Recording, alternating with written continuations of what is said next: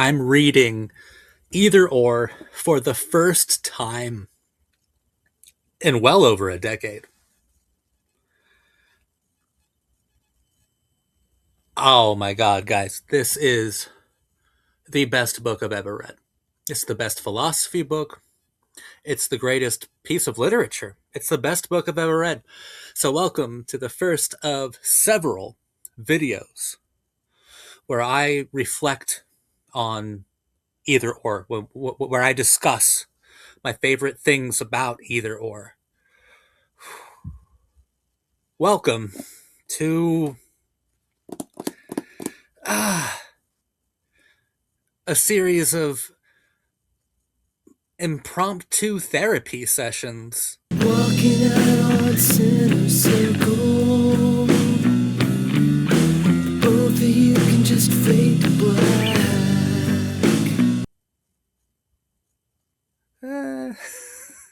It's gonna end up being more accurate than you might think. My name is Zach. I have bipolar 1 disorder. It colors, it informs, it illuminates every single thing that I experience, philosophy included. I love books. This is called the Bipolar Book Club. I am a Christian, and God is very important to me. I'm only going to touch upon the first couple hundred pages of Either Or today. Like I said, this is going to be a several video long process where we process what we're reading.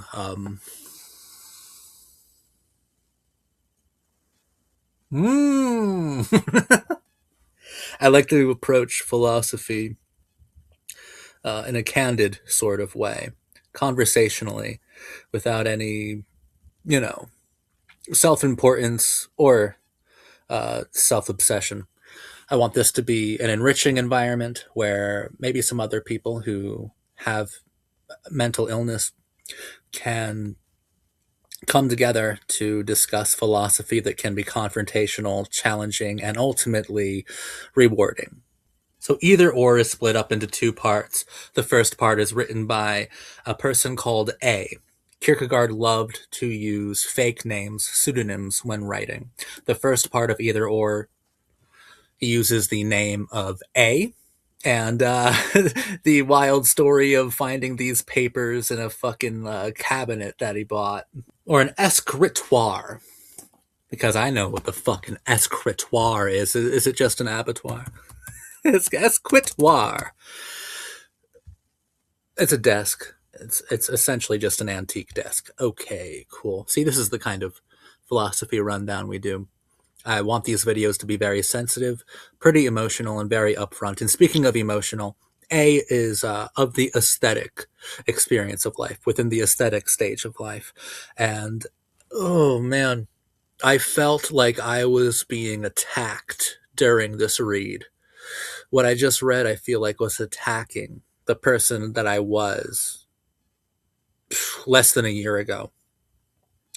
Everything about it, like everything that A was saying was something that I've said somewhere else, and something that I've had to work so hard to get over. And I'm, and for the record, I looked up some like YouTube videos about Either Or, and I came across this fucking dude, this guy, who was talking about A and describing him as, you know, he's kind of an emo boy, super into art. And I'm like, okay, you can shut the fuck up, bro. You want to fight? You want to fight or something, dude? I joke, but he's not wrong. So, in the first couple hundred pages of Either Or, A is very devoted to art analysis, to analyzing Mozart, to deconstructing Aristotle's principles of the tragedy. He's extremely devoted to deconstructing art, analyzing art, interpreting art, and then using that art as an aesthetic window into what he considers truth, the truth of the human experience. And my God, that's all I've done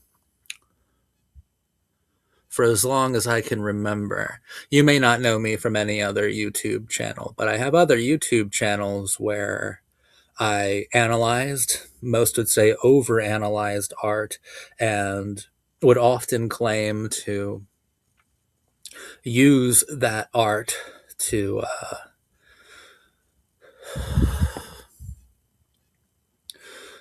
rest the meaning of life.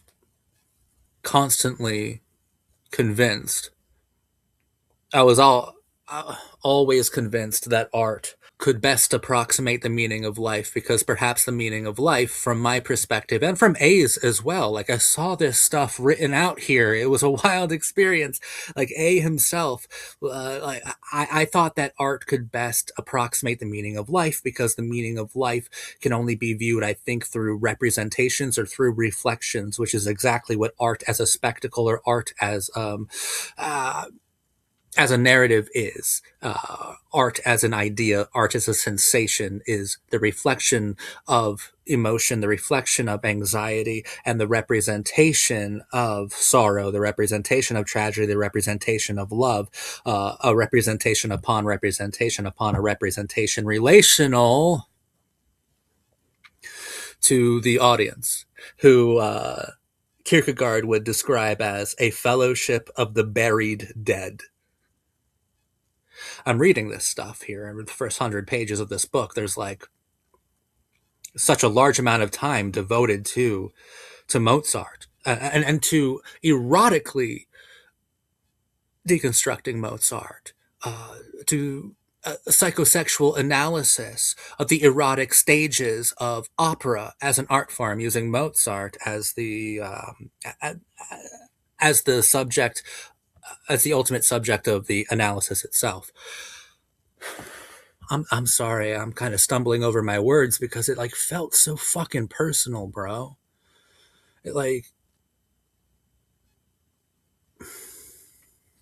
it's taken a lot for me to admit that for the longest time I'd been leading an aesthetic life, which is basically a rebranded, a renamed hedonism, or in my case, nihilism. Um, I was the ultimate aesthetic. I was the ultimate A in either or for such a long time, dude.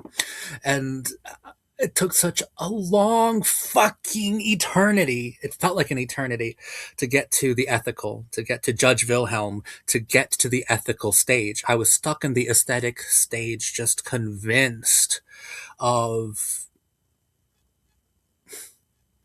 everything that I saw, because I treated everything that I saw with an intellectual distance, and yet an impassioned, feverish devotion to the distance itself.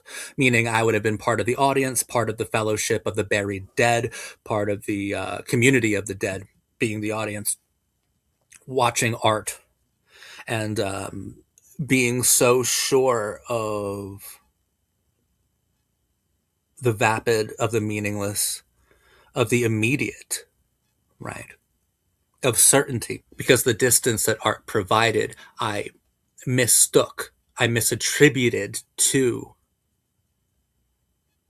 that which is profound, to something absolute. And I couldn't have been more absolutely incorrect. And it's through reading either or that I'm like seeing this here. And it's still challenging and confrontational, because you read parts like about the ancient tragedies.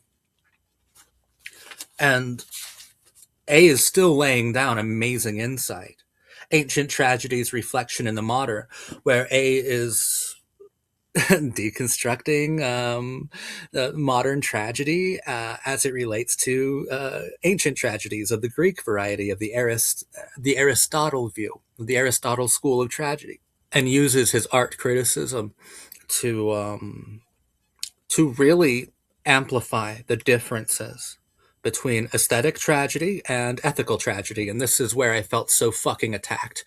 Aesthetic tragedy is immediate, whereas ethical tragedy is eternal, right? Aesthetic tragedy is pain before sorrow, and Ethical tragedy is sorrow before pain. The aesthetic is instant pain, the ethical is eternal sorrow. And that's the primary difference between the two. And that poetically marks such a fine delineation between the aesthetic understanding of tragedy and the ethical. And my whole life, I've been tortured by the ethical sorrow, but only had the tools of the aesthetic pain to try to cure it. Kierkegaard loved to write about anxiety, because in a large way, we are ruled by anxiety. Anxiety is the energy of the movement by which sorrow bores its way into the heart. But the movement is not swift like the arrows, it is gradual. It is not once and for all, but in constant becoming. As a passionate, erotic glance desires its object, anxiety looks at sorrow in order to desire it. As a quiet, incorruptible glance of love is preoccupied with the beloved object, anxiety preoccupies itself with sorrow. But anxiety contains something extra that makes it cling even more strongly to its object, for it both loves and fears it. Anxiety then has a double function. God, the aesthetic's relationship to anxiety is superficial and nihilistic, even. Because anxiety is what tethers the either or to sorrow itself. It's what tethers the eternal to sorrow is anxiety. The aesthetic has such a nihilistic relationship with anxiety, with despair, and absolutely with sorrow, and has an immediate, intimate, erotic understanding, a full and complete carnal worship of immediate pain, of constant pain, of certain pain, of pain in the now. Fuck, man. Wow. In the beginning here, the first part is called the diapsalmata. Nailed it. Fucking nailed it. Fucking polyglot over here. But I just felt like this really got me. This really got me. Let me find it for you guys. Yep. This perfectly captures my life. My life up until a few months ago when I finally decided to take that leap of faith and ground my life in Jesus Christ. My reflection on life altogether lacks meaning. I take it some evil spirit has put a pair of spectacles on my nose, one glass of which magnifies to an enormous degree, while the other reduces to the same degree. That's how I viewed everything, man. So close, yet so far. Incredibly intimate, yet a stranger in a fucking strange land I want nothing to do with.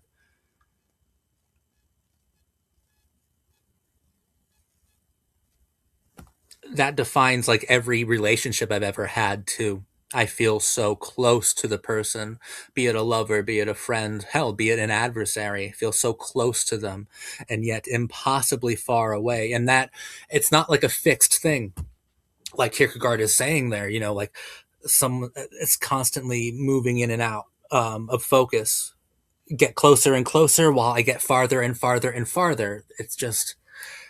It was an unwinnable situation that rewarded, I guess, the gift of immediate sight, the gift um,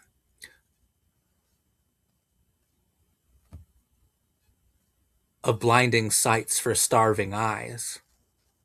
No starving eyes were mine. Okay, maybe I am just Just an emo boy still at heart. And maybe A is an emo boy too, but fuck it. This is great. This is great.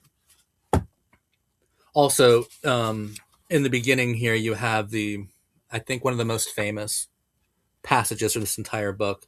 I'm not going to read the whole thing because you get the idea pretty quickly, but people normally only read the first part and just be like, Kierkegaard on marriage. Like, okay, fuck off for a second. That's just the first part, dude. Either or, an ecstatic lecture. If you marry, you will regret it. If you do not marry, you will also regret it. If you marry or if you do not marry, you will regret both. Whether you marry or you do not marry, you will regret both. Laugh at the world's follies, you will regret it. Right? And it goes on and on. Hang yourself, you will regret it. If you do not hang yourself, you will regret it. If you hang yourself or do not hang yourself, you will regret both. Whether you hang yourself or do not hang yourself, you will regret both. This, gentlemen, is the sum of all practical wisdom. The true entirety lies not behind either or, but ahead of it. So their eternity will also be in a painful succession of moments in time, since they will have the double regret to live on. My practical wisdom is easy to understand, for I have only one principle, which is not even my starting point. One must distinguish between the successive dialectic in either or and the eternal dialectic touched on here. Either the aesthetic life, pursuing immediacy, beauty, art, sex, the operatic. Oh, fuck, man. That's been me, bro. That's been me avoiding commitment of all kinds. Hell, I've only recently even committed to life as a lived and shared experience or concept. Or the ethical. Either the aesthetic or the ethical. The ethical about moral commitment, duty, marriage, embracing responsibility. And within the immediacy of the aesthetic comes the certainty that Kierkegaard despises so much. Just look at his Night of Faith, look at The Sickness Unto Death. Certainty is the author of all suicides, essentially. With immediacy comes certainty. With the ethical comes eternity. Comes the eternal possibility. And above the ethical, that's where you get the Night of Faith. That's where you get the religious stage. But you only get to the religious stage through the ethical. That speaks to how well this book is written. Right? Because Kierkegaard isn't making the choice clear. And hell, he's not even telling you to make a choice. He's letting you wrestle with it. A is an aesthetic. A is a nihilist. A is a hedonist. A believes in the beauty of art and the beauty of women and the beauty of the seducer, the beauty of all things. The beauty of the beauty of all cracked moral compasses. That's what A stands for. And I used to stand for that as well. But it's not as if A's writing is anything less than entirely provocative, absorbing, beautiful, romantic, right? Kierkegaard's prose is always dripping with romanticism, and I've always appreciated that about Kierkegaard. I think his writing is just so fucking beautiful, and it's still so fucking beautiful as I'm reading it through again now. But this time it's just hitting me so fucking hard, man. I think when I first read it, to be honest with you, I thought that A was right. I may have quit like a quarter of the way through the or section, through the fucking judge's ethical arguments. I think I quit while reading that one because I was like, no, A was right. A was right. The ethical life sounds like a bunch of cope to me. That's what I used to believe. And then I went on spending over a decade getting worse and worse and worse and more numb and despairing and full of pain. I'm just mad at myself. I'm kicking myself a little bit because all I had to do was pay closer attention to either or. All I had to do was pay closer attention to this book, and I could have saved myself what feels like a lifetime of emptiness, aesthetic fucking emptiness. That's all I had to do.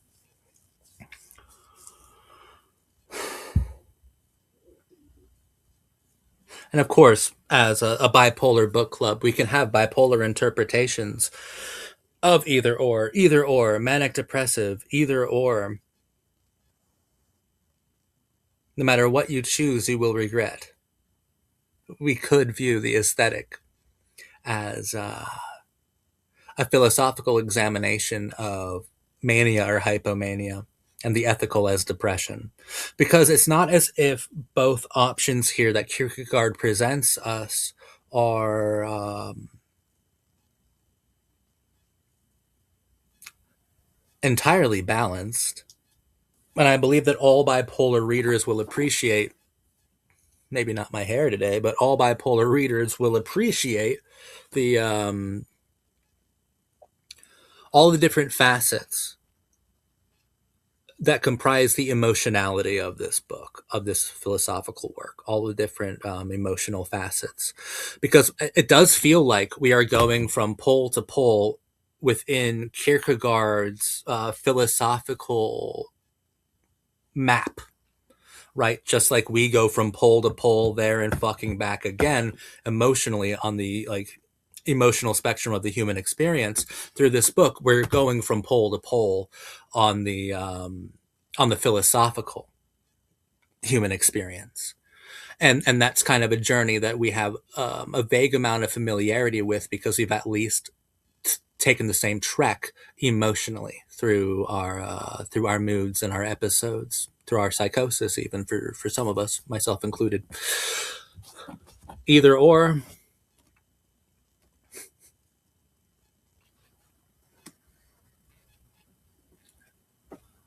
you will regret both,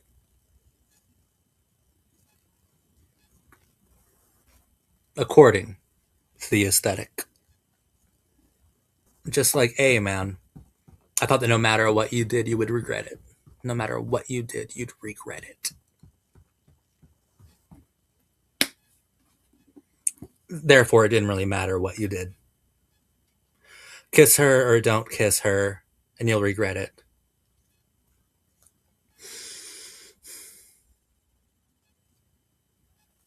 Do the right thing or do the wrong thing, and you'll regret both. That's honestly what I used to believe. I pray to God every night now, and I'm so thankful. So thankful to be grounded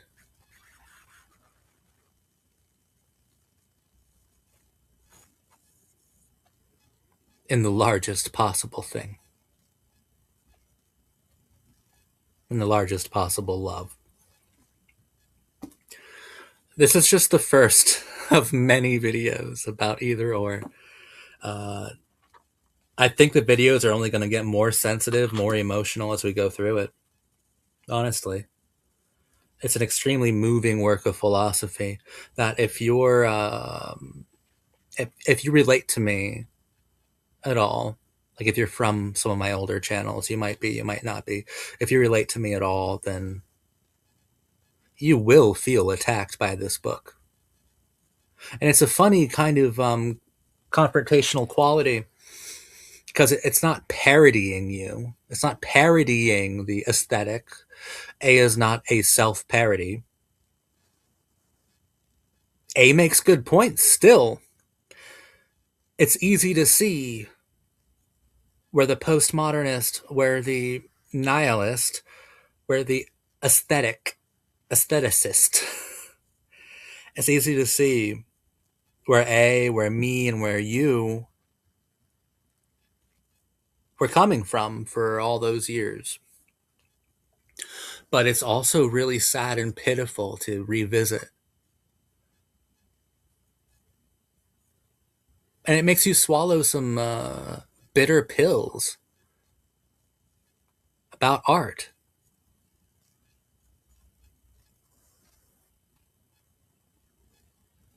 and about how, at best, most modern art satisfies exclusively aesthetic desires, wants, and expectations, moral, philosophical, and even soulful.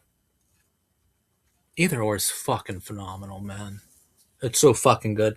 Next time, we'll be talking about shadow graphs, the unhappiest one. That'll be in the next video. We'll talk about the next 100 pages or so. Yeah, this is the best thing that's ever been written in the world.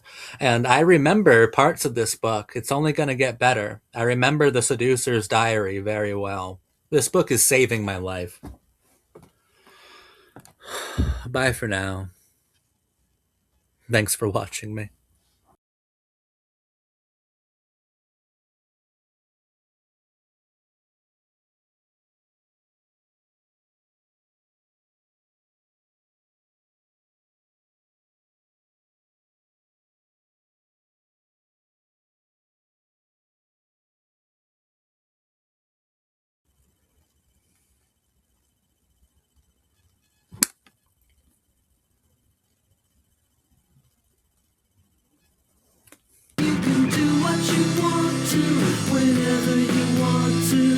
My name is Zach, but you can call me the emissary from the kingdom of sighs. The elected favorite of suffering, the apostle of sorrow. It's a good one, too. I've always liked the sound of that one. The silent friend of pain. That one has a good ring to it. The unhappy lover of memory, perhaps. Welcome back to part 2 of my either or series, which is starting to play out like a psychodrama. I get a lot from this book. I think it's the greatest piece of literature ever written. It's the greatest book ever written. I think it's amazing. And today we're going to talk about shadow graphs and the unhappiest one. These are personal reflections. My approach to philosophy is extremely candid, conversational. I'm not academic. I I think that most philosophy videos are gross and unappealing because the person in them is wanting you to think that they're so smart that she'll do anything to fuck them. And that's the honest truth. Like, you can't tell me any other, you can't tell me different, man. But yeah, my name is Zach. This is my channel, Bipolar Book Club. I have bipolar 1. I'm a Christian. God is unbelievably important to me. And I love Kierkegaard. He's my favorite philosopher. So, shadow graphs. If I were to imagine someone in distress at sea, unconcerned for his own life, remaining on board because there was something he wanted to save and could not because he was at a loss what it was he should save, I would have a picture of Elvira. She is in distress at sea. Her destruction is approaching, but that does not concern her. She does not notice. She is at a loss what it is she is to save. Shadow graphs. In shadow graphs, Kierkegaard as the aestheticist A tells us that the deepest despair is almost exclusively invisible. That sorrow is hidden and reflective. Lives are defined by inner sorrow, inward guilt. A goes on to say, or to try to show us, that this inward sorrow, this hidden sorrow, is often revealed to us through the imagination. And for A, that is through the arts. He focuses on three brides of sorrow. We return to Don Giovanni, we return to Mozart operatics, and we spend some time with Goethe here, with Faust, with characters from these psychosexual psychodramas. And A has a lot of interesting things to say. It's so hard for me to read A because I feel so attacked. When I read A, especially A's art criticism, he sounds exactly like me. And I can see the folly. I can absolutely see it. He spends so much time waxing poetic about operas and dramas and dramatists, and he's especially hyper focused on the beautiful and wronged women of them, the seduced women of these psychodramas that he spends so much time analyzing and deconstructing. He's lost within the representation of life itself and uses that representation of life, the representation upon a representation. He takes the representation and puts it upon his own representation of sorrow, thereby distancing himself even further, by even a greater degree, a severity of distance now from the sorrow that he's so devoted to exploring, to illuminating. But he doesn't seem to realize that at all. And that was me for the longest time. I would look at art, I would look at melodrama, right? I would look at art house films, I would look at all sorts of films and novels, all sorts of art, all sorts of songs and albums and shit. I would read so deeply into them, build such an unbelievable connection to these pieces, that I would not only convince myself, but try to convince the world that the meaning of all emotion is contained here, and you can see it here. In fact, you can better understand emotions, you can better understand life's very nature by viewing the art, by interacting and experiencing the art itself, because the representation is more revealing or easier to capture than the actual feeling. So just like A does in shadow graphs, and he provides us shadow graphs of women in sorrow.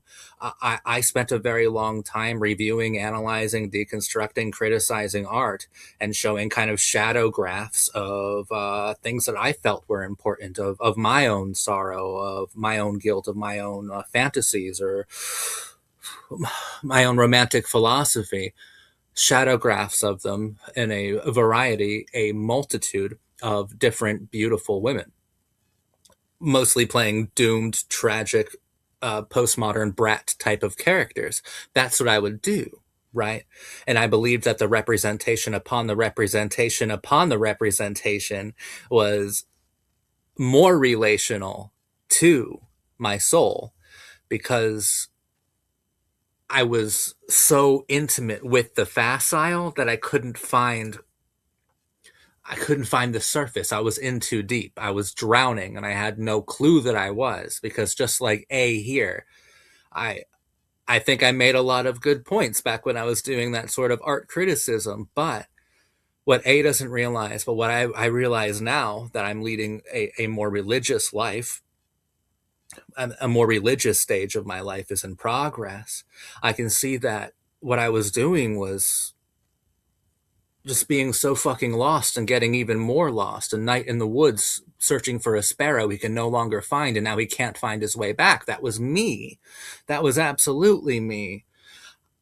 I put so much significance and meaning in representations, in the artificial, in the theatrical, in the fictive, that I absolutely believed that the fictive representations were more real, because truth was best expressed through lies, through the lie of art. And so reading the parts with A really make me feel attacked. They really haunt me, because I don't think that the aesthetic is without virtue of thought, right? A makes some excellent points. As an art critic, he's phenomenal. He's great. Now, where he messes up, and where I used to mess up as well, was to transpose what he learns from the art onto life itself and onto the most private and from A's perspective, the most motivating forces that fuel life itself.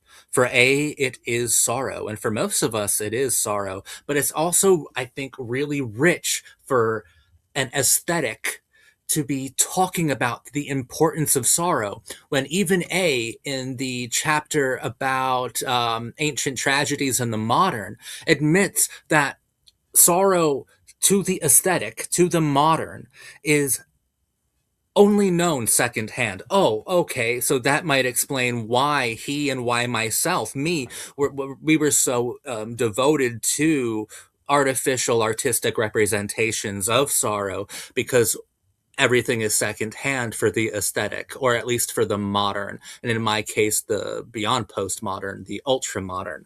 Well, every piece of sorrow that we experience is secondhand, because the ancient tragedians, sorrow came first, pain followed. But for the aesthetic, and for us, and for me, and for A, clearly, pain came first and then sorrow. Pain was immediate, sorrow was eternal. Therefore, the sorrow that was felt by the aesthetic was secondhand, because even eternity is secondhand to the aesthetic, passed down, kind of pawned off, bequeathed, not necessarily inherited, or no, inherited's not the best word. It's not genetic. It's not genetic to the aesthetic experience of culture, life, love, and sorrow, obviously. So that's fascinating.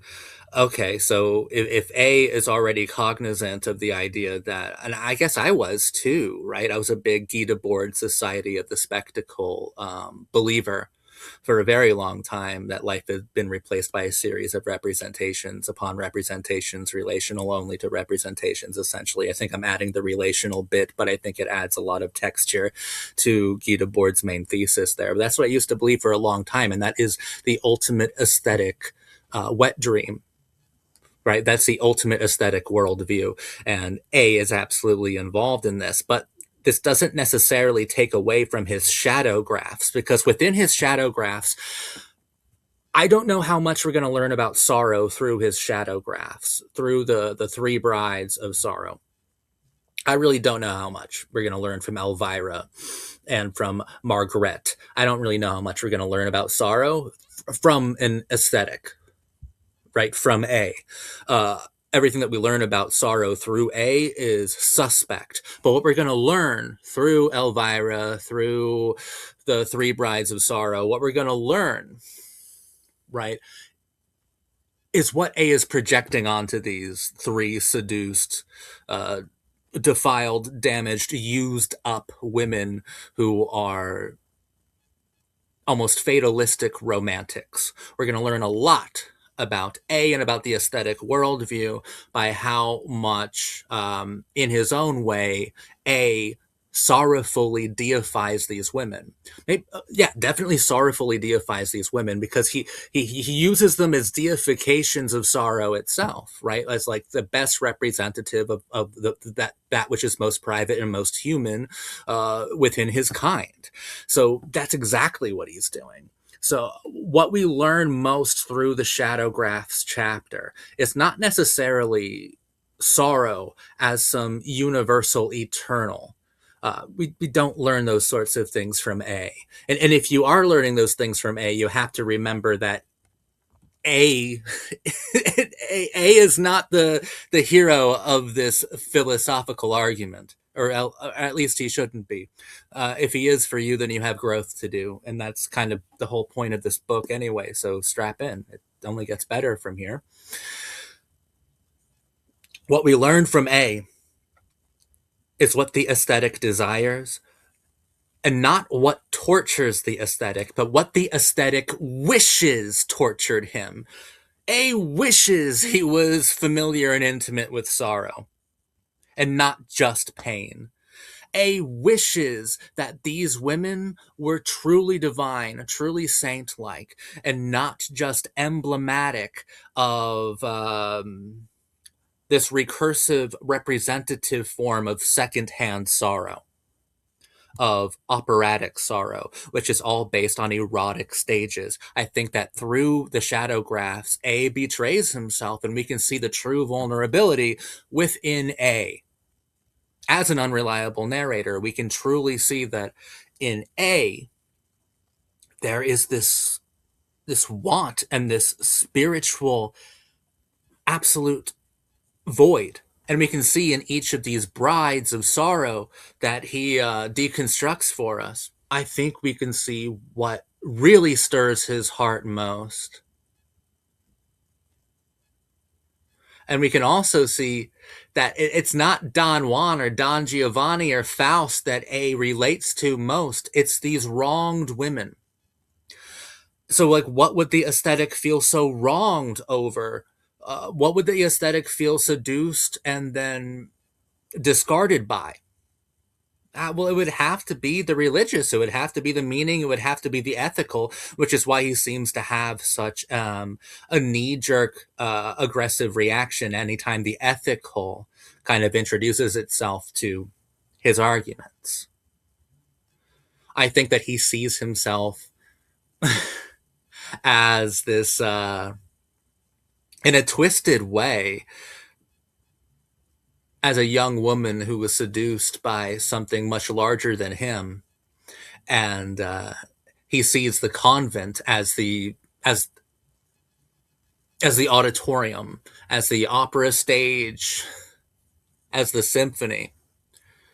He sees that as his convent, and he is some sort of nun or priest or knight of the ultimate aesthetic representation, of the aesthetic takeover of the new aesthetic modern. You know, I think shadow graphs is a section that doesn't get a lot of attention from most people who read Kierkegaard, but I think that's the one where A accidentally lets his guard down the most, and Kierkegaard is such a beautiful writer that I don't think most people even realize that, because it seems like it's within the same vein as the erotic stages, or even the ancient tragedy deconstructions that he's done before. But there's something pitiable here, even pathetically desperate in the way A is talking about the women of this chapter. At least from my perspective, from my point of view. And I am definitely painting myself into the in between the lines of everything that A is writing, and I'm shocked by how well my old self of just a few months ago, maybe a year ago, just fits into these words. And the issue with the aesthetic will always be that either the aesthetic is right or the aesthetic is wrong. Either way, the aesthetic cares not.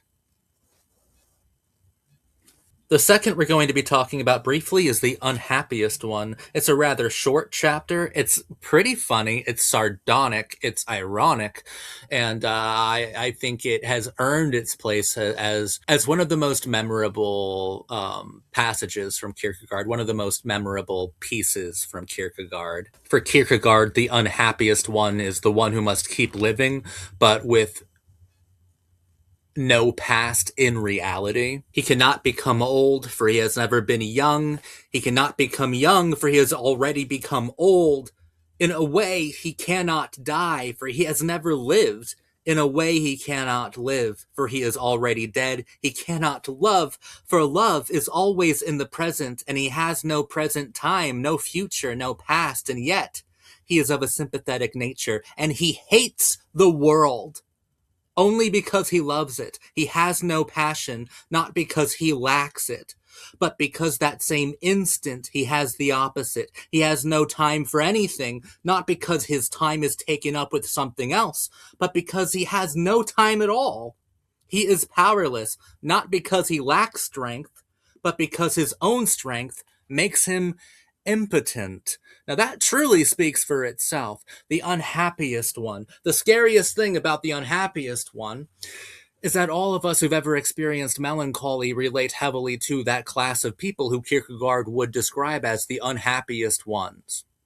For Kierkegaard, the unhappiest ones are unable to be present to themselves, unable to be here. Now, I love the way it's written because he's addressing a crowd of the unhappiest ones. And like I said, it's ironic and it's sardonic and it's often morbid, right? And I love the celebratory tone of it. I always love a piece that is about the most depressing things you could imagine, but told with a wink and a grin. I love my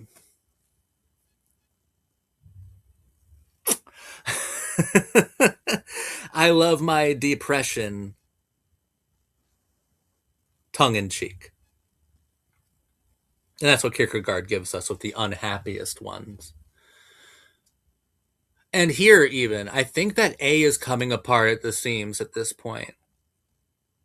Because with the unhappiest ones, A being the character of the writer that Kierkegaard is using to express these thoughts of the aesthetic, the philosophy of the aesthetic.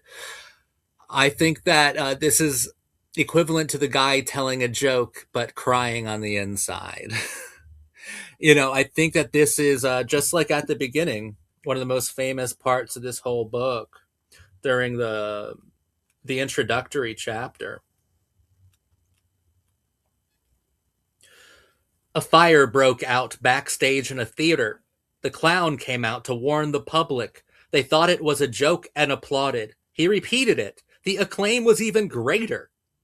I think that's just how the world will come to an end, to general applause from wits who believe it's a joke. I believe that's absolutely how A sees himself, and I do think that's also how Kierkegaard kind of sees himself low key as a philosopher, as a poetic philosopher.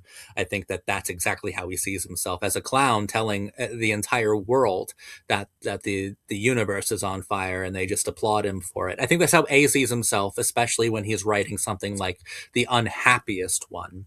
It's full of jeers and celebrations and ironic fucking like look at me, awesome, we're so fucking cool, like all this ironic glee. And most of the readers who get to that part, they get some of the wisdom that's there for sure, but they leave not taking it as seriously as they should. Now, of course, Kierkegaard, I think, needs to write that chapter with humor, like in a humor minded sort of way, because otherwise it would be just so maudlin that it would border on tasteless, right? So he needs the humor there, but he already gave us the clown aphorism. He already gave us the clown in the introductory chapter, that we're thinking of the clown, or at least I'm thinking of the clown when I'm reading that, and I'm taking everything that is said there with deathly seriousness, with the seriousness that I think is afforded just how doomed the aesthetic worldview has always been. So when I'm reading The Unhappiest One, yes, it comes off as a celebration of being just so pitifully damaged and destroyed by time itself, by memory, by a past within no reality, by a past with no reality. Uh, and it's told with so many smiles and congratulatory sides and all things like that. But it's the clown. It's the clown telling his fellow aesthetics, the Fellowship of the Buried Dead, that their house is burning down, but all they can do is pass around the crown of the unhappiest one, share it amongst themselves. And that's a beautiful part of this book. Another thing I feel like I should include here is that Kierkegaard, I believe, is working through some of his more intensely emotional feelings. I think he was heartbroken when he was writing some of the stuff in A's section. Absolutely.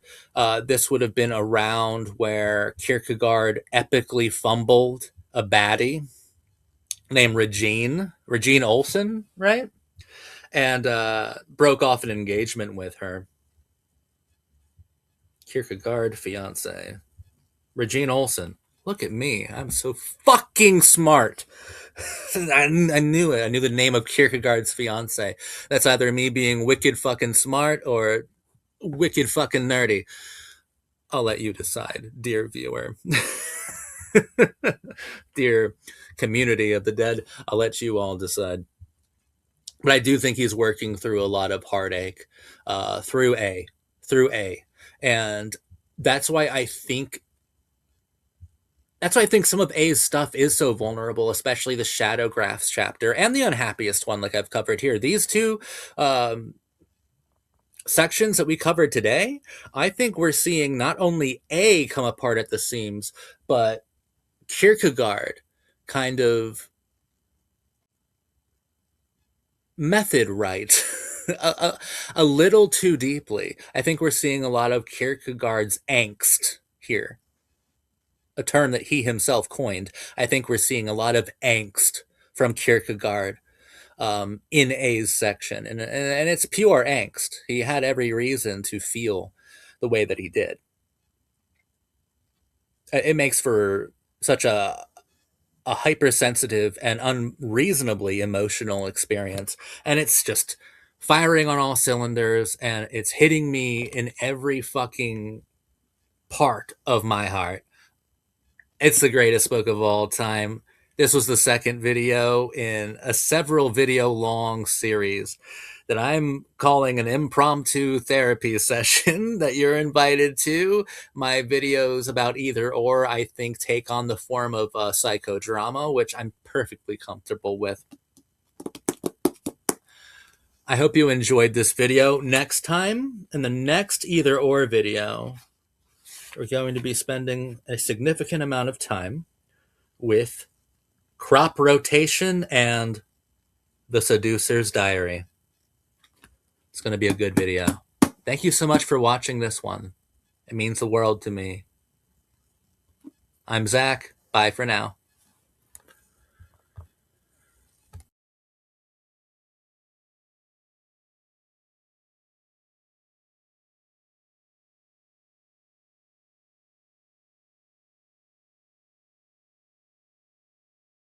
Today's a difficult day. Welcome back to my series about Either Or by Soren Kierkegaard. I think it's the greatest book ever written. We're talking about two sections, crop rotations and the seducer's diary. I want a lover, I don't have to love. I want a ghost, just have to give a fuck. Now, the seducer's diary is wildly popular, probably notorious, infamous. It often is published on its own, outside of Either Or, which I think defeats the purpose, personally. Personally, that's kind of fucking weird, but it's a massively influential text. It's one of the most famous pieces that Kierkegaard ever wrote, and I found it just so fucking disturbing. Okay, yeah, crop rotations. It's beautiful. It's gorgeous. It's about how boredom is the secret villain of the ethical life. It's the secret villain that moves us all toward the aesthetic and what causes the aesthetic man to do dastardly, dirty things. Boredom itself is almost always the culprit. And along with despair, well, boredom could lead to despair, and despair is the ultimate author of suicide. So boredom certainly has a hand in that pen, has a hand writing suicide itself upon most of the faces of the aesthetic. Crop rotations is great. The Seducer's Diary, I just finished reading it. Man, I should say that this is a reread, but I haven't read it in well over a decade. So I just finished rereading The Seducer's Diary, and I think it's one of the most disturbing things I've ever read. I think it's one of the most disturbing things I've ever read. The Seducer's Diary chronicles, greedily chronicles, the absolute dehumanization, demystification, deflowering, and defiling of a young girl named Cordelia. The seducer systematically breaks her down until she becomes, in her own words, his slave, damned and doomed, punished for simply existing. He makes a toy out of her.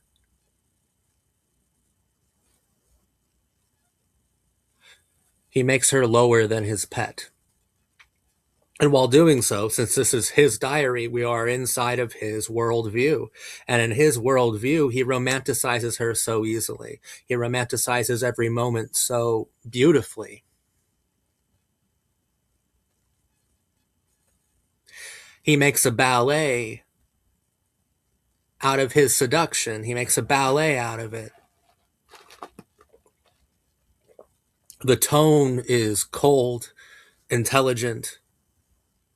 It's somehow both cold and deeply impassioned because the seducer often allows himself to get carried away, swept up with his own drama, with his own narrative creations, with his own scheme, with his own seduction, because that's where the life of the aesthetic truly is. It's so disturbing to me because if I just paid attention when I was reading Kierkegaard all those years ago, I wouldn't have been so psychologically and spiritually fucking sick for so long. I've had conversations multiple times with confidants, with friends at the bar, talking about women, talking about life in general, where I say something along the lines of, I,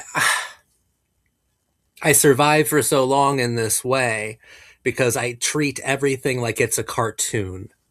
I treat everything as if it were only half real, half make believe. I treat everything like it was a cartoon, every person like they were a fucking cartoon character or some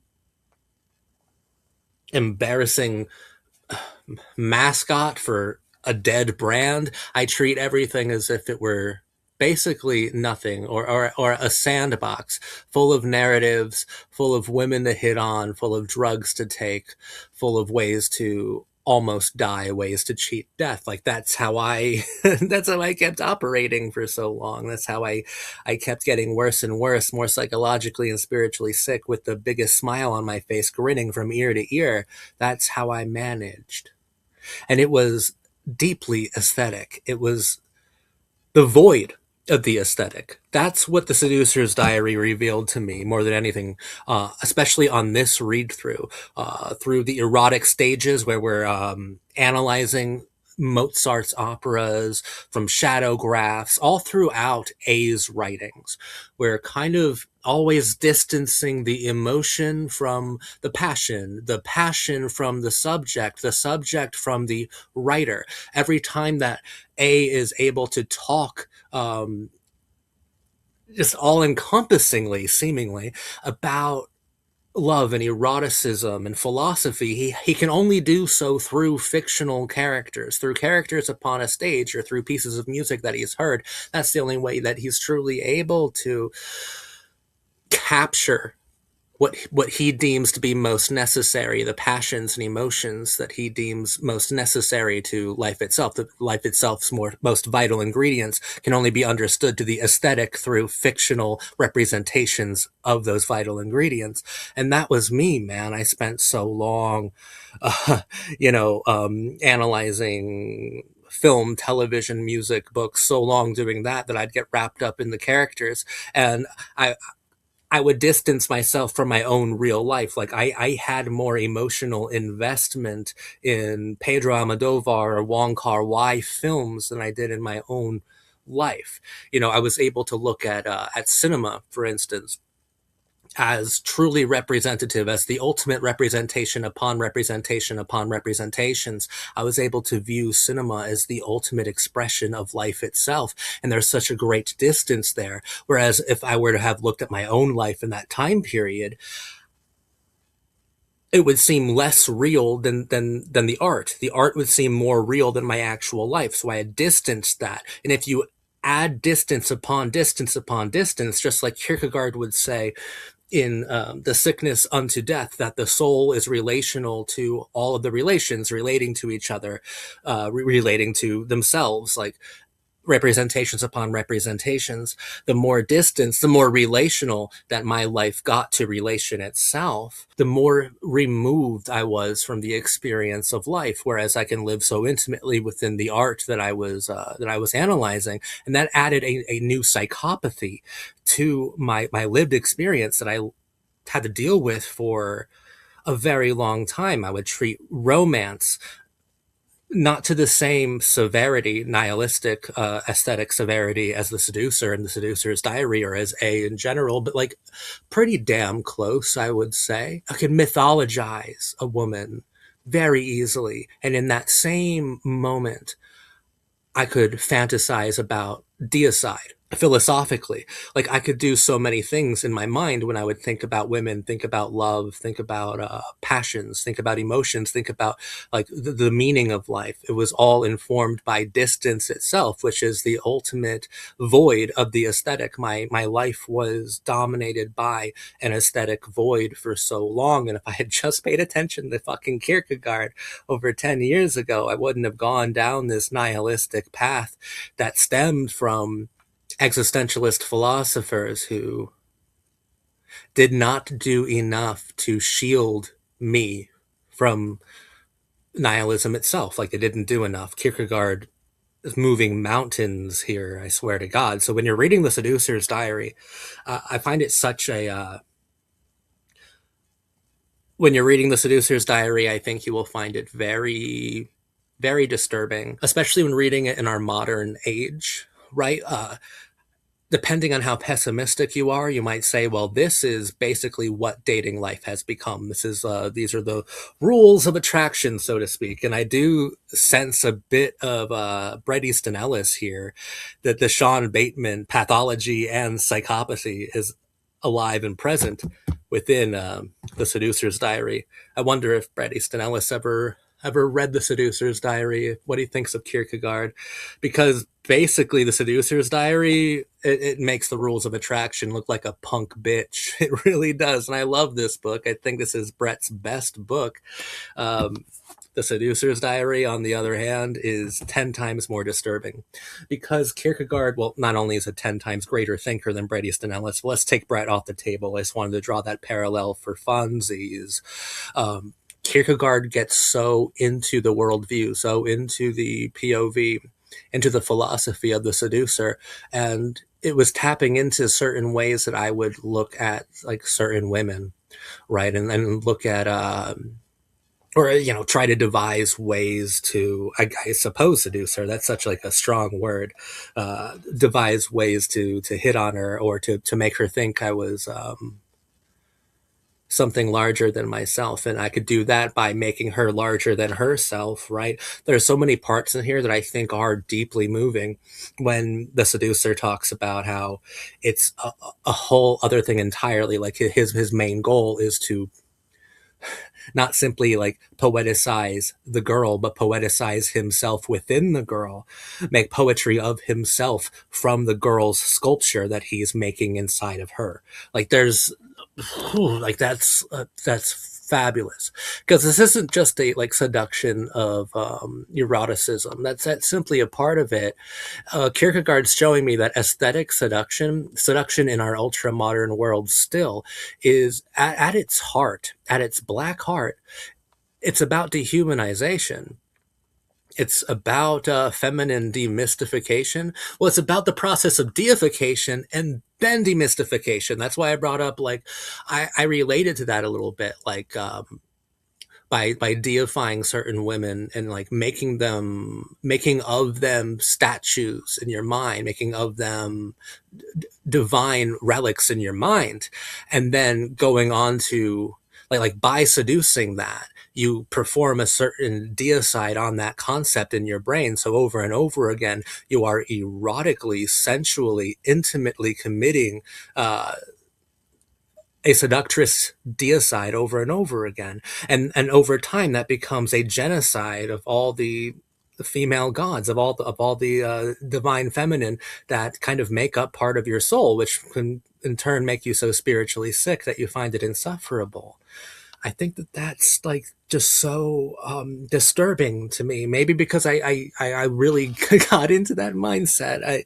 I used to be a part of that mindset. Like I'm trying to be careful here in the sense that I was never a player or anything.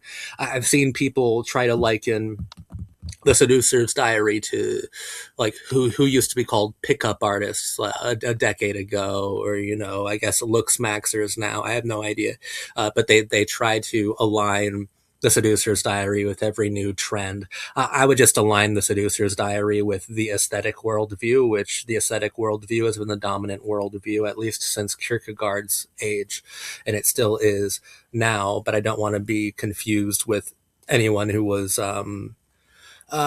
made a competition out of sleeping with women. I'm definitely have made games out of it, but that wasn't like my only exclusive form of nihilistic recreation. I made everything into a cartoon, into a joke, into a TV show, into something fake yet fully realized by myself. Like I did that a lot, but I'm not.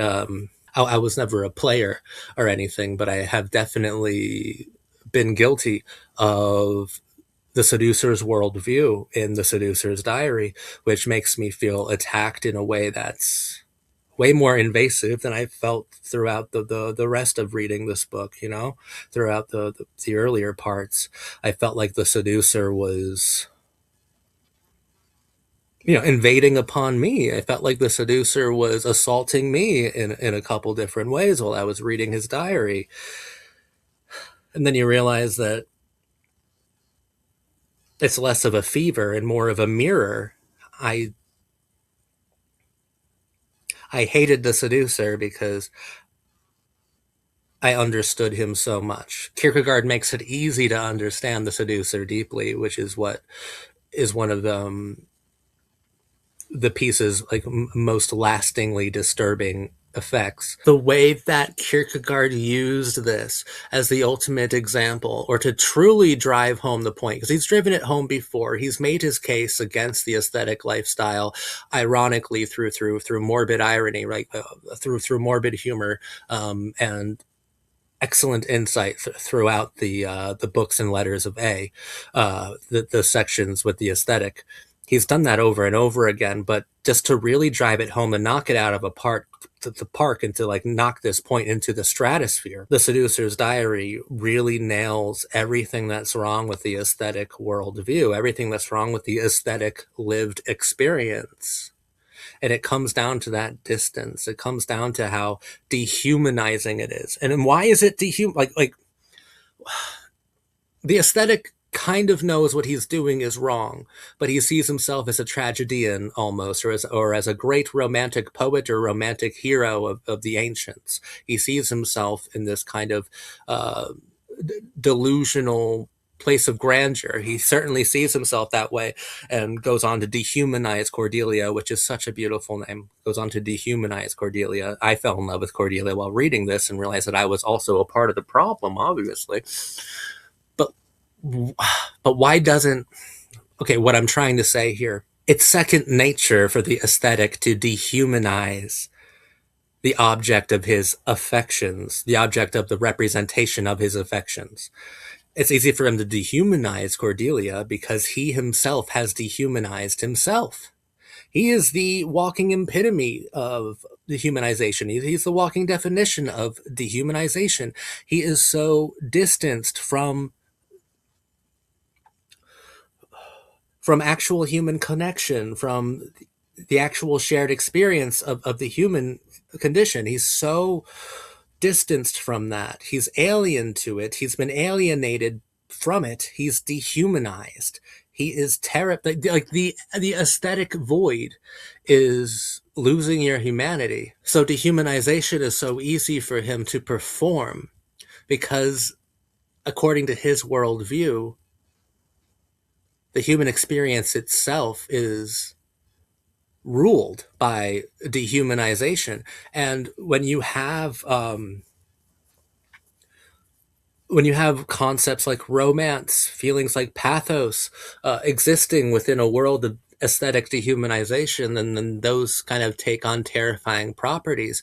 And in the aesthetic worldview, then yeah, then romance and eroticism and love, fidelity truly can only be appreciated on a stage as a representation of a real thing as opposed to the texture of the real experience. So then we can truly understand the aesthetic.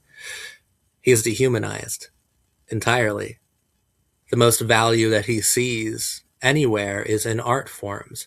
And he takes like what he learned from analyzing and studying the art form and applies that to his actual life. Like if you take the spectacle and apply that to the society, then you've dehumanized the society and therefore dehumanized yourself. Like it's so fascinating because Kierkegaard is even saying here that as an audience member, even as a reader of either or, perhaps, it's a dehumanizing experience to seek the meaning of life on a stage, in the written word, anywhere other than the lived experience. And I think that is something Kierkegaard would definitely say. Kierkegaard would say, you can only be saved by true faith within the absurd, in the insane, which you grasp by total belief. Like that's what Kierkegaard would say. Like total experience, total absurd, totally absurd. In the Seducer's Diary, he is doing so much, putting an exclamation point really on every single section of this first half of either or. Every single section, a massive exclamation point that's shaped like a dagger or like a stake directed directly at the aesthetic's heart. And me being an ex aesthetic, yeah, I definitely felt pulverized, impaled by certain parts of the Seducer's Diary. The whole thing, like the tone completely shocked me.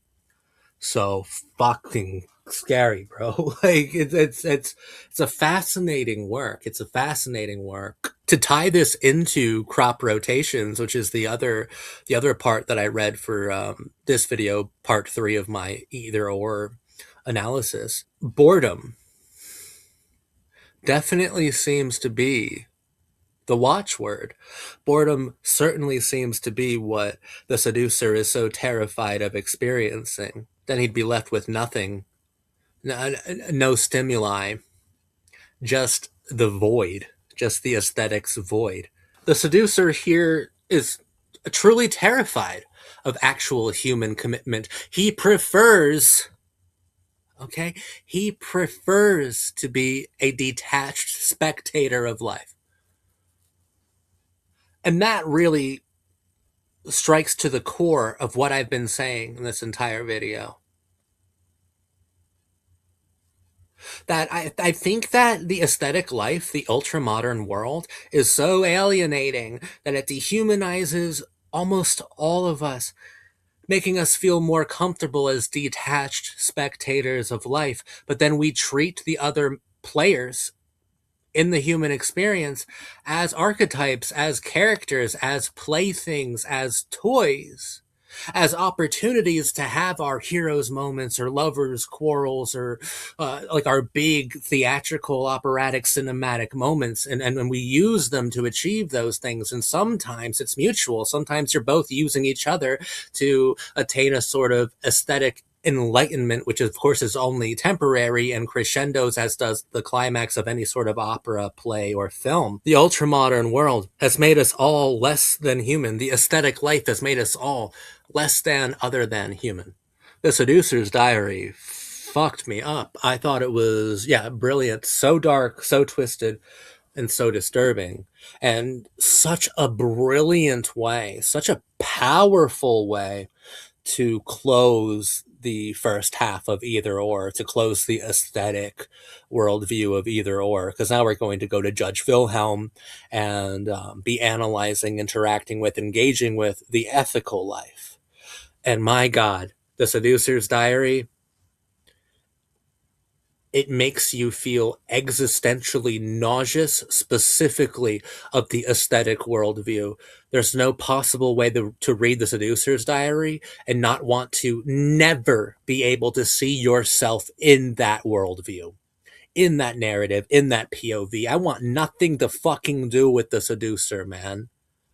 I want to save Cordelia, protect Cordelia from that fucking vulture, from that vampire. I want to save Cordelia and protect her, shield her from him, knowing that a large part of him is me. And that partly why I'd be shielding her is to kind of try to win her good favor, like it's already happening. The aesthetic worldview is nearly inescapable, especially when we start to speak theoretically in narrative terms, because then we've created a sort of detachment, a distance from what matters most. And what matters most ultimately is the ethical. And to me, what matters even more than that, and to Kierkegaard as well, is the religious, is God. So let's forget about Cordelia, forget about the seducer. What we need to take away from the seducer's diary is, in God, all things are possible. In God, there's no room for the seducer nor for his diary. Holy fucking hell, man. Wow. Wow. Yeah, did I mention this is this is clearly the best book ever written? Ever written by anyone? Hot damn, Kierkegaard, you fucking rule, man. I hope you enjoyed this video. Like I said, or like I've been saying, my either or videos are definitely turning into little personal psychodramas, right? These are kind of impromptu therapy sessions. I'm learning so much about myself here in confrontational ways, but in revealing ways. And I think in ways that benefit me so fucking much. Like, I'm unbelievably finding this such a rewarding experience. Like, I'm so happy with either or. And if you've been watching this series, I hope that you've been able to relate to me a lot, honestly. I hope to not be as alone as I normally feel. I hope you feel just as strongly about some of these sections as I do. And I hope maybe if you had been or are still living within the aesthetic worldview, that you consider changing, because it's so dark and it's so scary, man. It's the seducer's diary. It's dark and it's scary and it's full of poetry that gives me nightmares, dude. Like, stop it. Fucking get out of it, man. Please. Please, your fucking soul depends on it. Her soul depends on it, right? Please. I just hope you've been enjoying these videos. And yeah, I feel very intensely about either or. It's a hypersensitive kind of experience for me. And the rewards are infinite. I feel like I'm changing entirely, completely, and absolutely. And that's incredible to me. Thank you for watching. This has been Bipolar Book Club, the series about either or, manic depressive. Bye for now.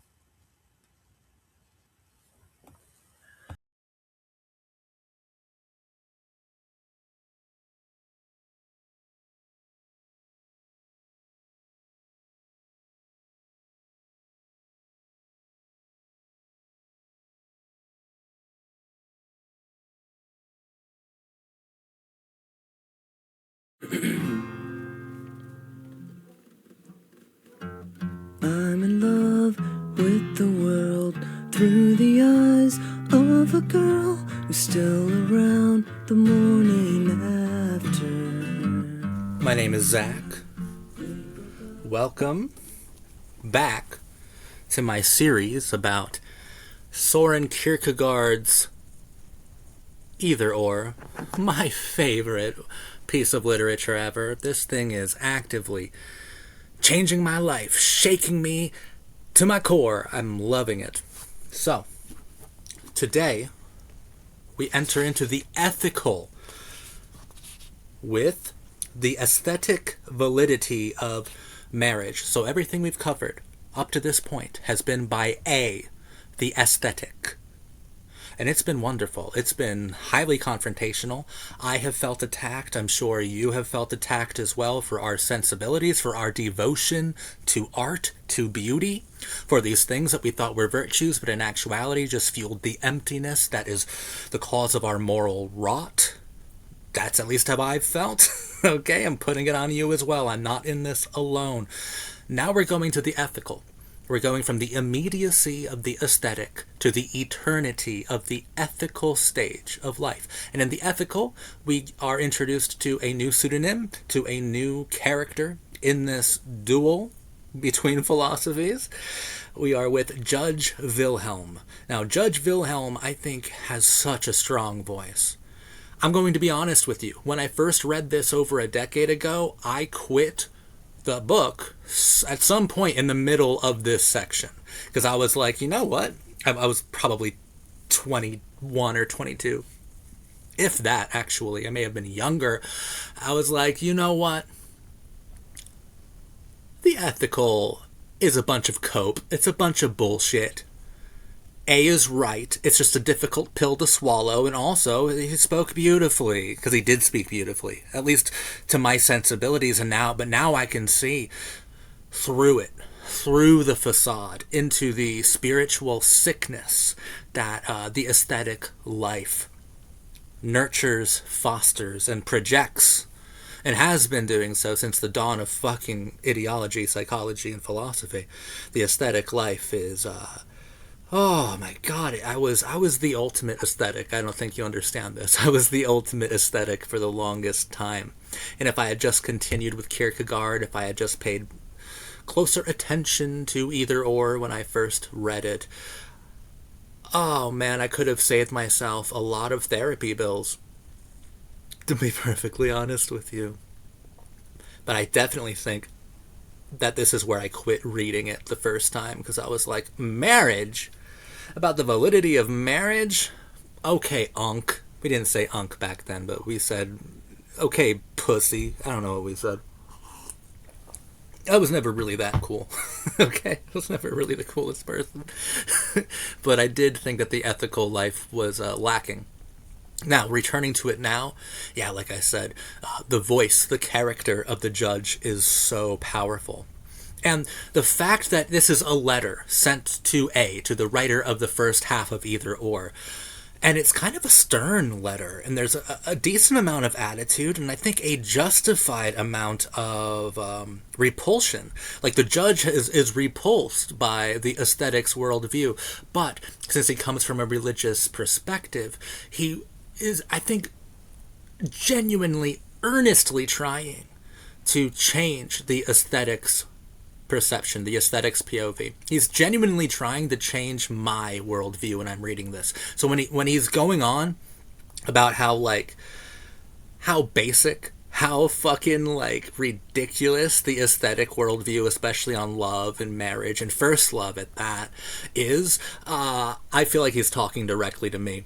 And I feel like there's some sort of patriarchal authority to the way that the ethical is writing. And I kind of yearn for that sort of confidence of self, because I don't think that the aesthetic necessarily has that. Or if the aesthetic does have confidence, I don't think I had confidence. What I had was arrogance. And arrogance in our ultramodern world is often misattributed to a complete lack of confidence, or misattributed to confidence. Like, confidence, moral confidence, I don't see it very much. What I see everywhere is arrogance that is applauded as if it were moral confidence. But from the judge, from this section, we get moral confidence. So this speaks to Kierkegaard's absolute mastery of prose, that these do feel like two distinct characters, two entirely separate philosophies that nonetheless overlap. And this is where the genius really kicks in, because the judge isn't using foreign language to justify marriage. He's using aesthetic language to do so. He's literally using A's language, our old language, to destroy the language of the aesthetic. He's using aestheticist language, the language of the aesthete, to support his ethical worldview. And so what he's doing is twofold, if not threefold. He's if not fourfold, fivefold, sixfold, sevenfold. What he's doing is so complicated because not only is he providing a coherent and sweeping and dashing and, I absolutely have to say, entirely unnervingly convincing portrait of the true eternity of love within the married life, within the married experience.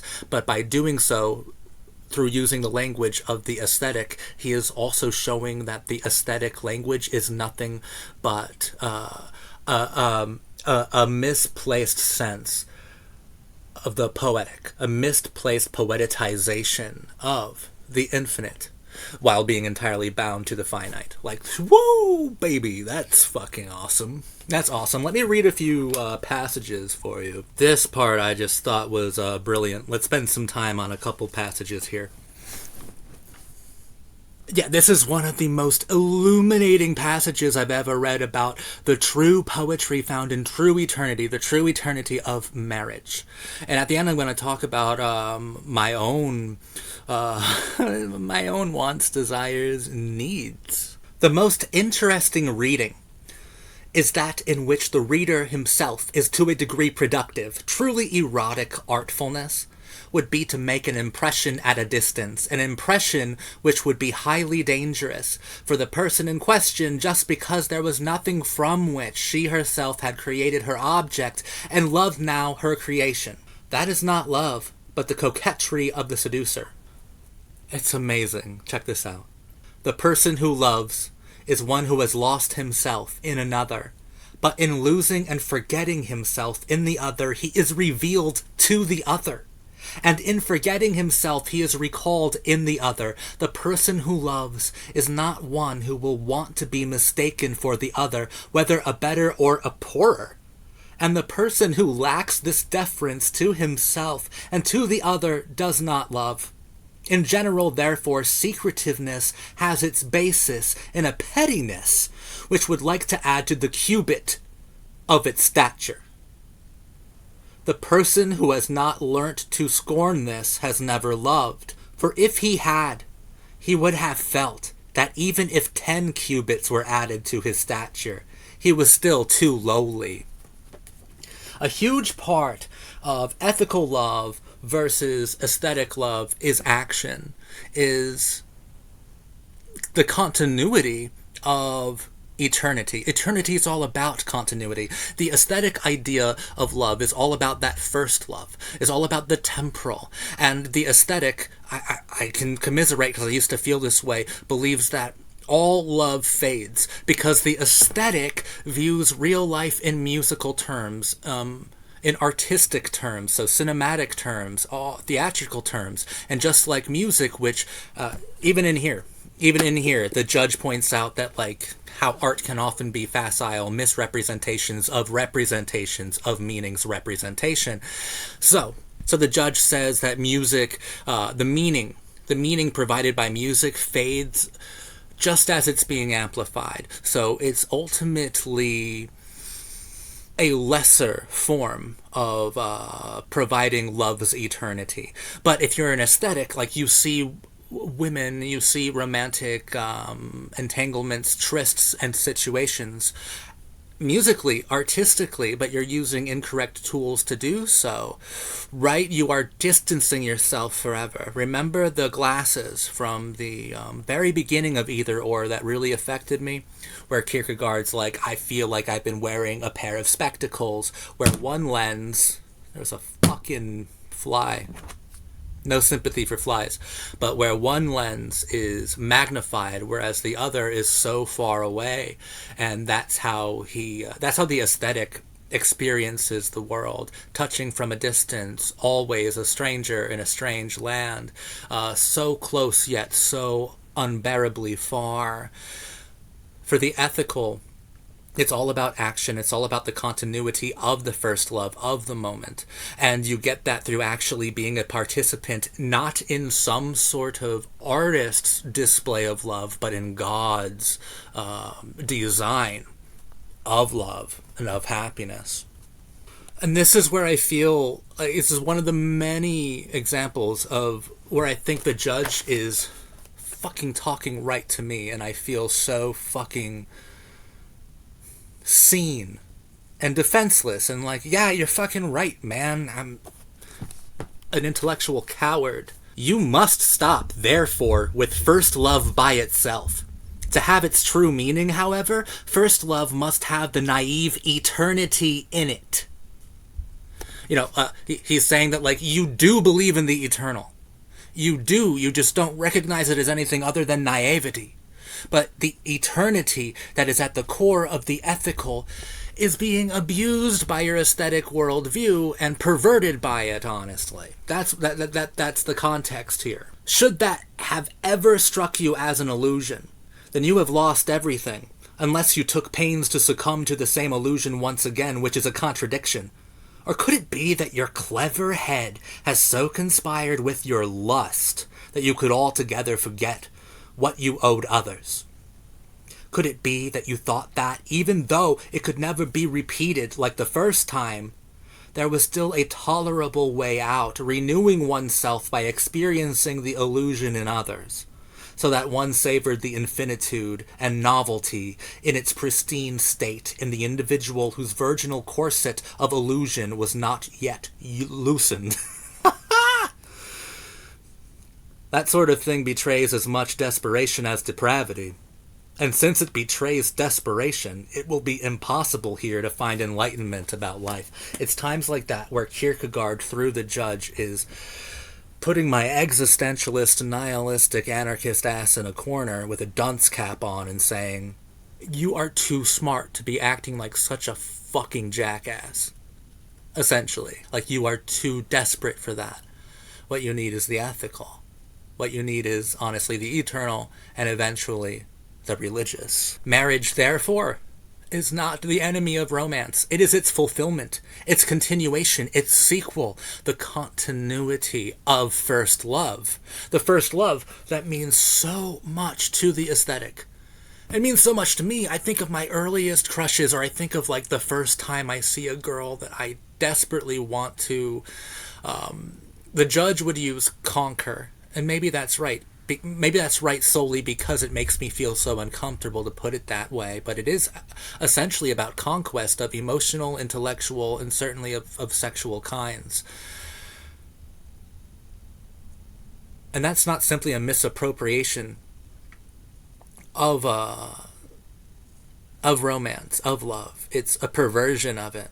It's an aesthetic perversion of it, because the aesthetic can't interact with love without perverting it in some morbid way, in some deeply ironic way, and sometimes even some deeply ironically self-aware way, which is the most unforgivable way too. And love also becomes deeper through commitment, through choosing that person constantly, continuously, infinitely. The aesthetic is terrified of boredom, which compels the aesthetic to incorrectly assume that the habit of marriage, of married life, the habit of matrimony will almost certainly every single time lead to boredom, but that's not true. Routine within married life is the most reward one could ask for, because it's grounded in the actual love that the aesthetic spends so much time idolizing. It's in the real thing. And also routine, in my opinion, routine isn't simply habit. Habit is not routine within married life. Habit is a ritual, and it's a ritual of love, of the continuation of love, of the commitment to love. My goals, my desires, my wants as a dude right now, totally different than they were a year ago. Definitely polar opposite of 2 years ago. I want a wife really bad, everybody. I don't know if you can hear the thunder out there. You're probably going to hear that in a lot of videos moving forward. This is hurricane season. This is Florida. It just thunders grotesquely all day long. But to complete my point, my largest aspiration in life, I think, is to be a married man. And I'm going to, once I get myself put back together a little bit more, not just mentally but physically, I'm going to start pursuing that. I'm going to start pursuing a wife. And when I get one, I'm going to treat her like a princess, like a queen, and I'm going to treat her ethically, as in the ethical worldview, and hopefully we share a sort of religious experiential state together, like through our love, through the eternity of love, through the continuation of it, through love's continuity. I really do want to wife just some cute girl up. Hopefully some hyper intelligent cute girl up. I just gotta wife her up, man. I want to be a wife guy, everybody. That's my that's my biggest dream, and it's gonna happen. I'm gonna do it.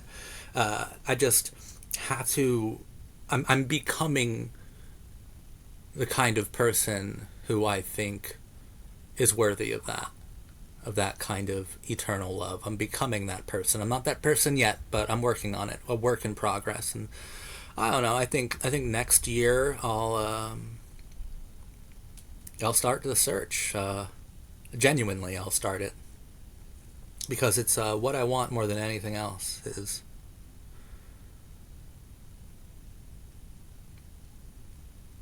a woman to love and to honor,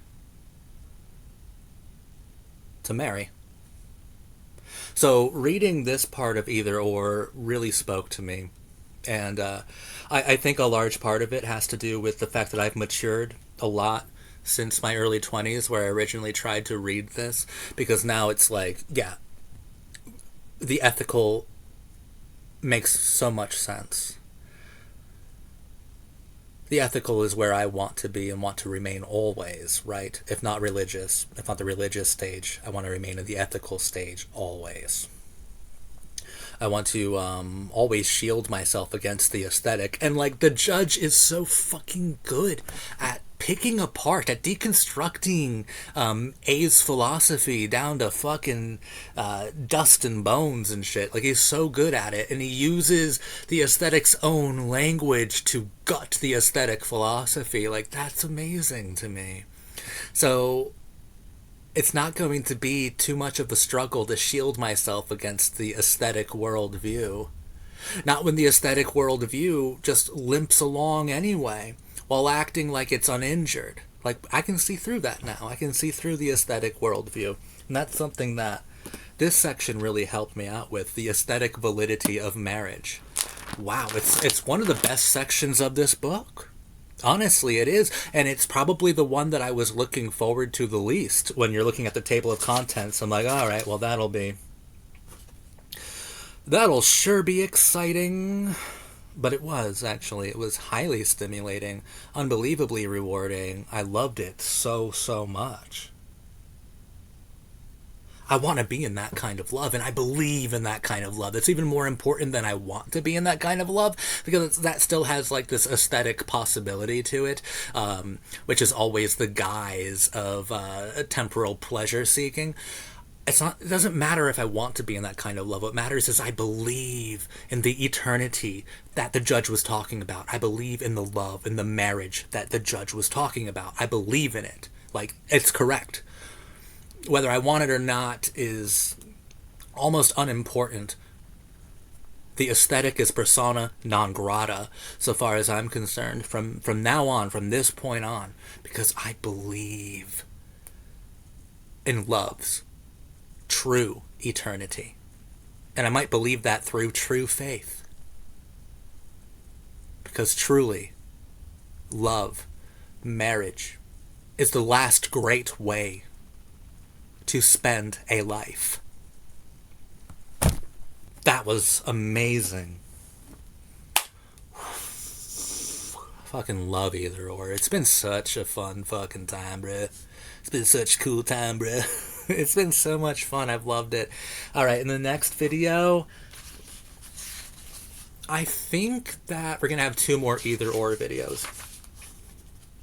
The next one, we're going to talk about the section titled Equilibrium Between the Aesthetic and the Ethical in the Development of the Personality.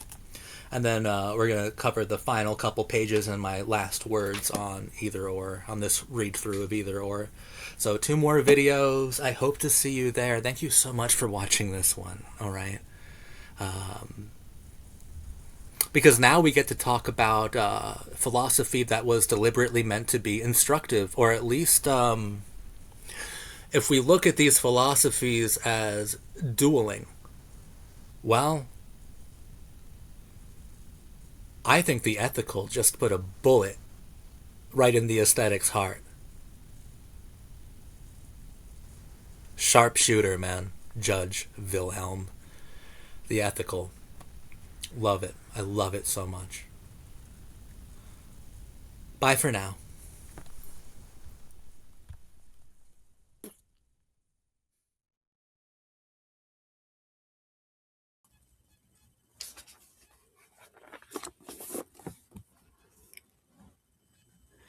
What is it then that I separate in my either or?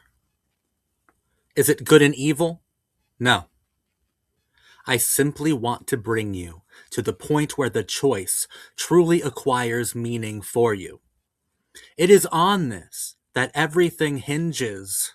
Only when you can get a person to stand at the crossroads in such a way that he has no expedient but to choose, does he choose what is right.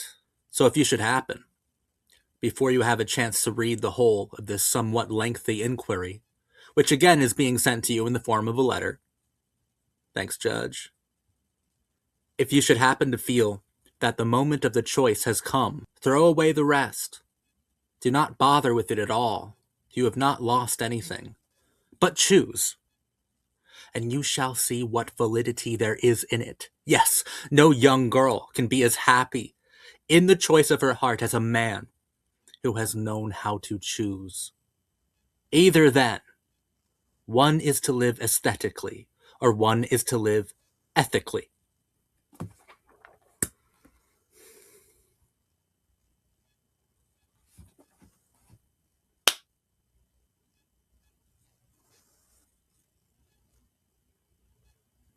But I fell for the promise of a life with a purpose. But I know that that's impossible now. My name is Zach. This is the Bipolar Book Club. Today we are talking about equilibrium between the aesthetic and the ethical in the development of the personality. Quite a mouthful, but it's quite a beautiful essay. Once again, I feel like the judge is yelling directly at me. He sat me in a corner with a dunce cap on, with aesthetic, with nihilist, with anarchist written all over my fucking forehead, and he's yelling at me. And he's saying, life is a masquerade, you tell us, and this for you is an inexhaustible source of amusement. Yet still no one has succeeded in knowing you, for all your revelations are constantly illusions. That is the only way you can breathe and make sure people do not press in on you and prevent you drawing breath. Your activity is designed to keep yourself hidden. And in that you succeed. Your own mask is the most enigmatic of all. For you are nothing and exist merely in relation to others. And you are what you are in this relation. One more passage and then I'll pop off. My young friend, what if no one bothered to guess your riddle? Made a riddle to everyone. You made yourself a riddle to everyone. I made myself a riddle to everyone. What pleasure would you get out of it then? But first, for your own sake, for the sake of your salvation, for I know of no state of the soul that better deserves to be called perdition, stop this wild flight, this passion for destruction which rages in you. This passion for destruction which rages in you. For that is what you want to do. You want to destroy everything. You want to sate the hunger of doubt upon life. It is to this end that you cultivate yourself. It is for this that you steel your mind. For this much you gladly admit that you are good for nothing. That all that gives you pleasure is marching 7 times round life and blowing on the horn, and then letting the whole thing come tumbling down so that your soul may find peace. Yes, sad that you're able to summon forth echo, for echo is heard only in emptiness.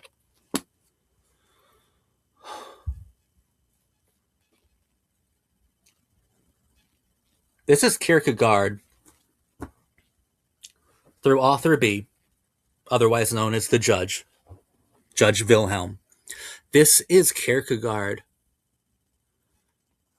begging me to listen to him. This is where the title Either Or truly bursts and truly blooms.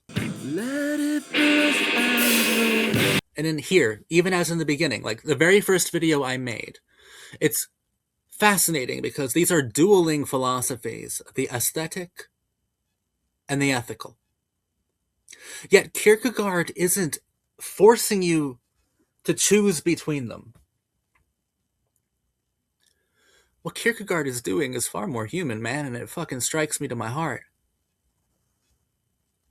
He's just asking you to recognize that the choice exists. Because then the implications, the ramifications, the revelations rested out of recognizing that the either or exists and that the crossroads are real. That in and of itself is an ethical dilemma. Therefore, you're brought into the stage of the ethical, at least by recognizing the validity of the question itself, of the choice itself. I think he's begging me to be ethical, to be religious. But so far as the reader is concerned, so far as this text is concerned, he's begging all of us to accept that the either or is real. This is the most life-changing book I've ever experienced.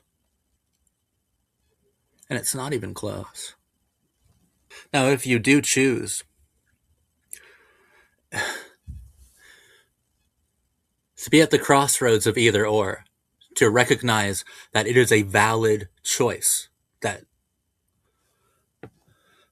the choice is valid, that the choice exists, that's the aesthetics introduction into the ethical stage. Now, to actually choose, that's how you become ethical. Because by choosing, you take responsibility for your life, and you choose yourself, and you commit to yourself. The aesthetic, the aesthete, lives only in the moment, temporary outbursts of mania. Whereas the ethical, well, that life is about continuity, about the continuation of a series of decisions, a series of choices, a series of crossroads. But either or is the most important one, and either or is the first one, the first set of crossroads that every inquiring mind needs to confront and stare down and recognize as real. And that sort of ethical commitment, that's where true freedom is found. True freedom, okay, is found within true faith. Unlimited possibilities. Well, first of all, that's unlimited possibilities is in and of itself an impossibility, but specifically an aesthetic impossibility. The wet dream of the aesthete. True freedom is found within the true faith of a series of commitments to oneself, and that's the ethical vantage point. Pleasure and immediacy, commitment and responsibility. That's the either or. I was the ultimate aesthetic for fucking years, man. I was like an aesthetic all-star, bro. Honestly. And the aesthetic experience, the aesthetic stage of life, fragments the self.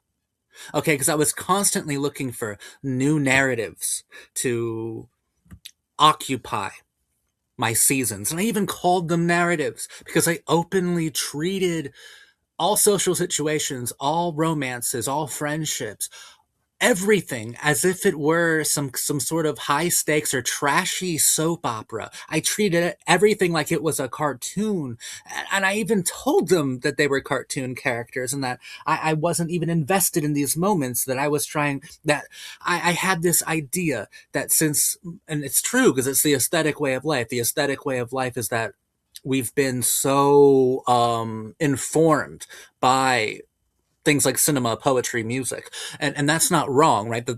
Most of us, the first example of the erotic female form, we certainly don't see in real life.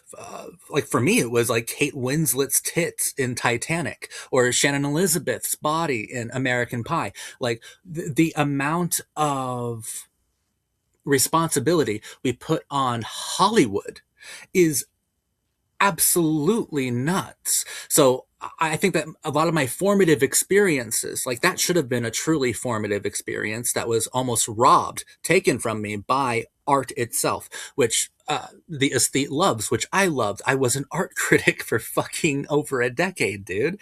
A postmodern art critic, which is so terrifying to think about. I cannot believe I was so overwhelmed with post-structuralist thought. Thank God either or is correcting that right now, and God is correcting it even more so, transcending all corrections, even all misinterpretations of what the artistic has robbed from my life, what the temporary has convinced me that life ultimately was but was not. So I thought that so many of my formative experiences were first experienced through representations of representations, meaning film, meaning music, meaning poetry, meaning literature, meaning any form of the arts. And also, I knew I wasn't alone, that millennials, I think Gen X and under, maybe even older, who knows, most living Americans have the shared experience of literally sharing their experiences. Like things aren't ours anymore, right? Like the fact that the first time I ever saw beauty in the naked form was in Titanic.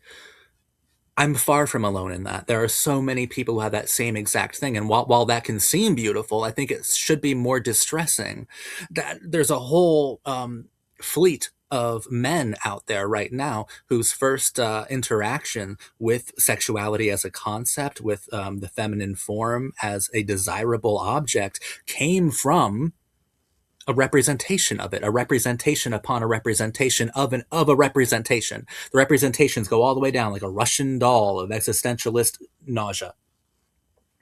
Okay, so then I would go out. Like it's easy to see how it became such an aesthetic because since Kierkegaard's time, aestheticism is the dominant cultural currency, is the dominant philosophical currency. It's the dominant philosophical language, is how we interact with each other. We interact with each other through representations upon representations. Okay, the ethical is fighting for its life out there. And I'm so glad that I've read this book and it's shown me that show me the error of so many of my ways, or at least compelled me to recognize that there was a decision. And through this essay, through the development of personality, the judge was able to show me that if exactly what would happen if I were to choose either the aesthetic stage or the ethical stage. And the aesthetic stage, yes, it fragments your entire personality. So always looking for the next narrative, always looking for the next thing, always comparing every real thing to fake and imagined things. Hell, I would find myself in romantic or in any social situation, even like within employment, that I was doing a sort of impression of a song, an impression of an archetype, an impression of an impression from a film. Like I was hardly living my actual life because I thought that the meaning of life was in all of its myriad representations through artistic frameworks. Like that's what I thought. Okay. And imagine the amount of fragmentation, the development of personality. I did not have one. I did not have one.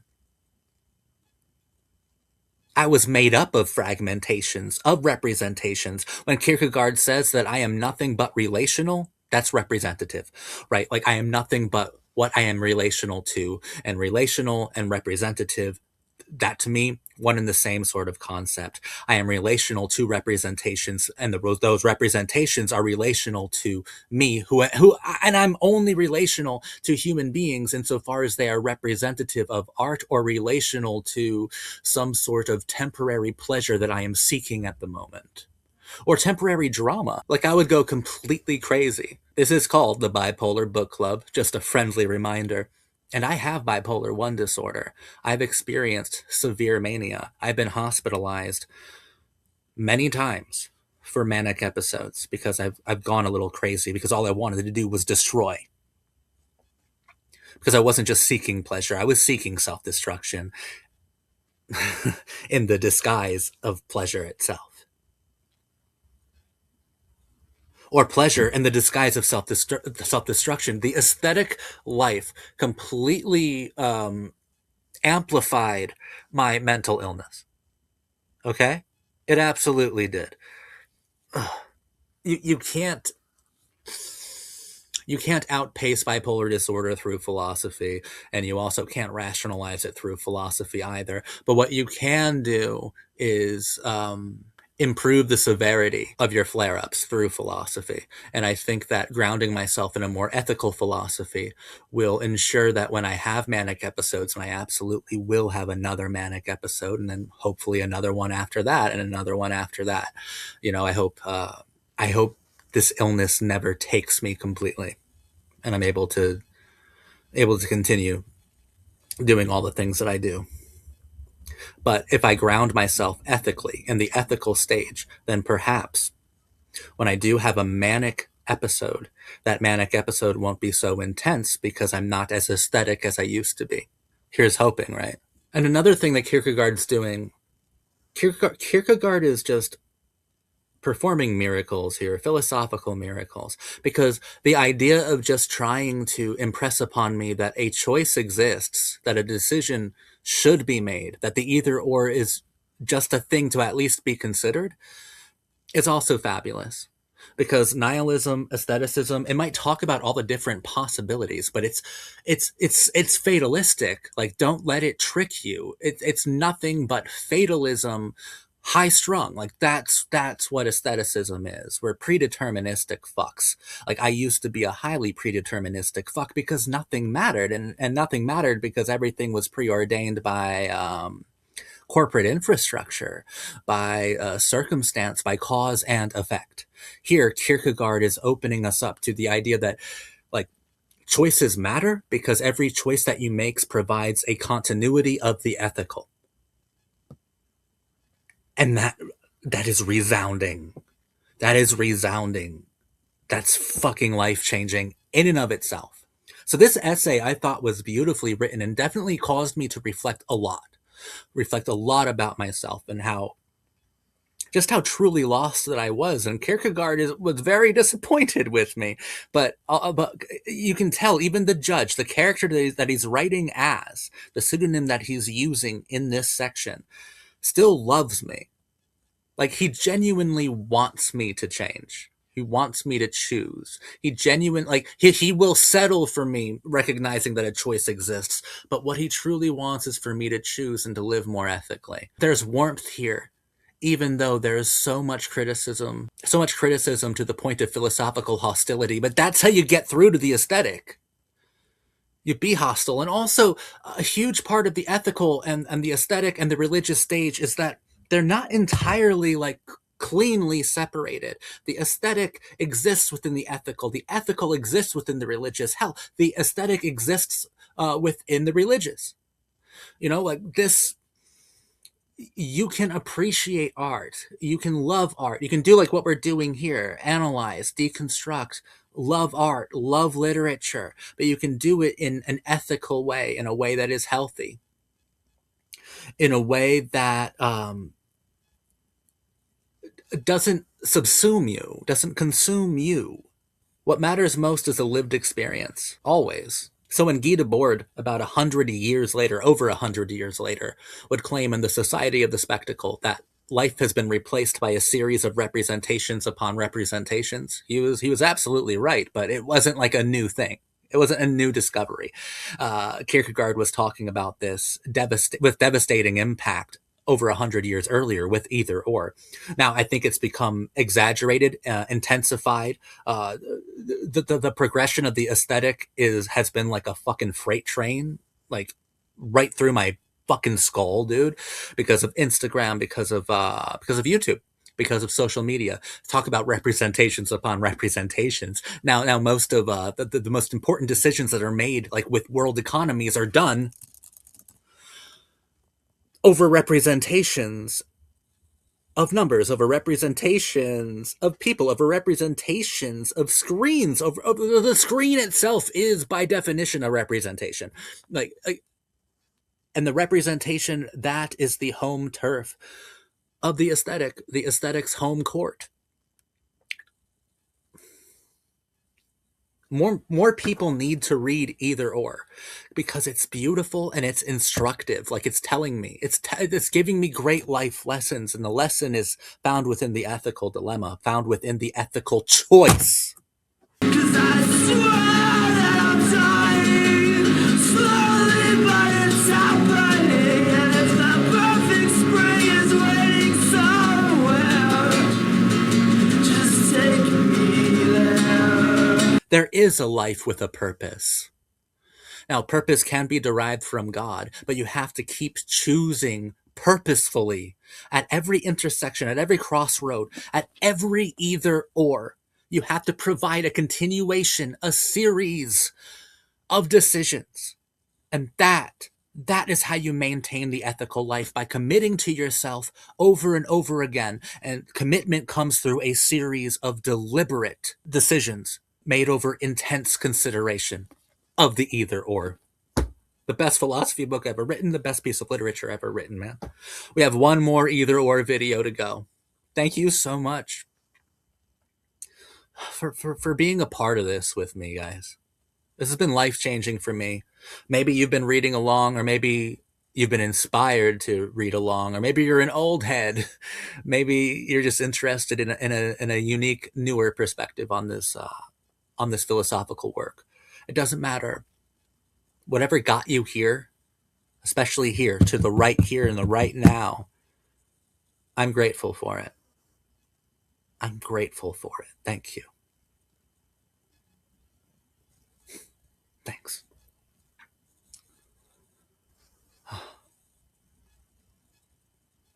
Bye for now.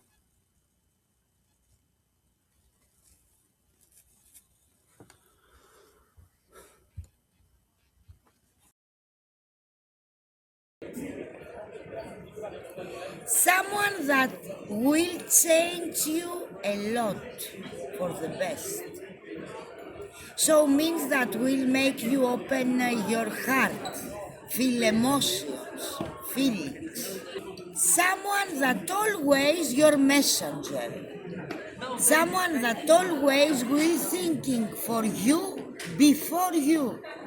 Someone that make you live in your past the pain. With her, you will construct your future house, and always you will living like this. Enjoy it, because all will be a good lover and a good friend for you. This person.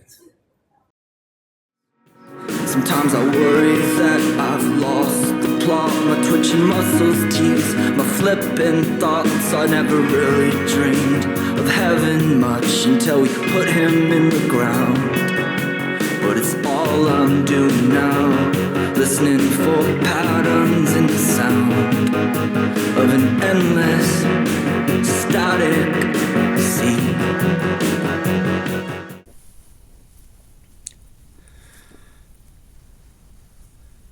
Either Or has changed my life.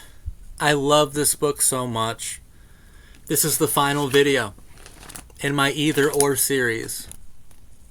And in the final chapters, last word and the edifying in the thought that against God we are all wrong. Elevate the ethical life of author B, or the judge, into the stage of the religious. I love God with all of my heart. With God, all things are possible. Yes, all things are possible. It's a brilliantly sober way to close this incredible philosophical novel, this incredible work of philosophy, by elevating us only to ground us in the most loving and edifying soil possible, that of the religious, of the Christian.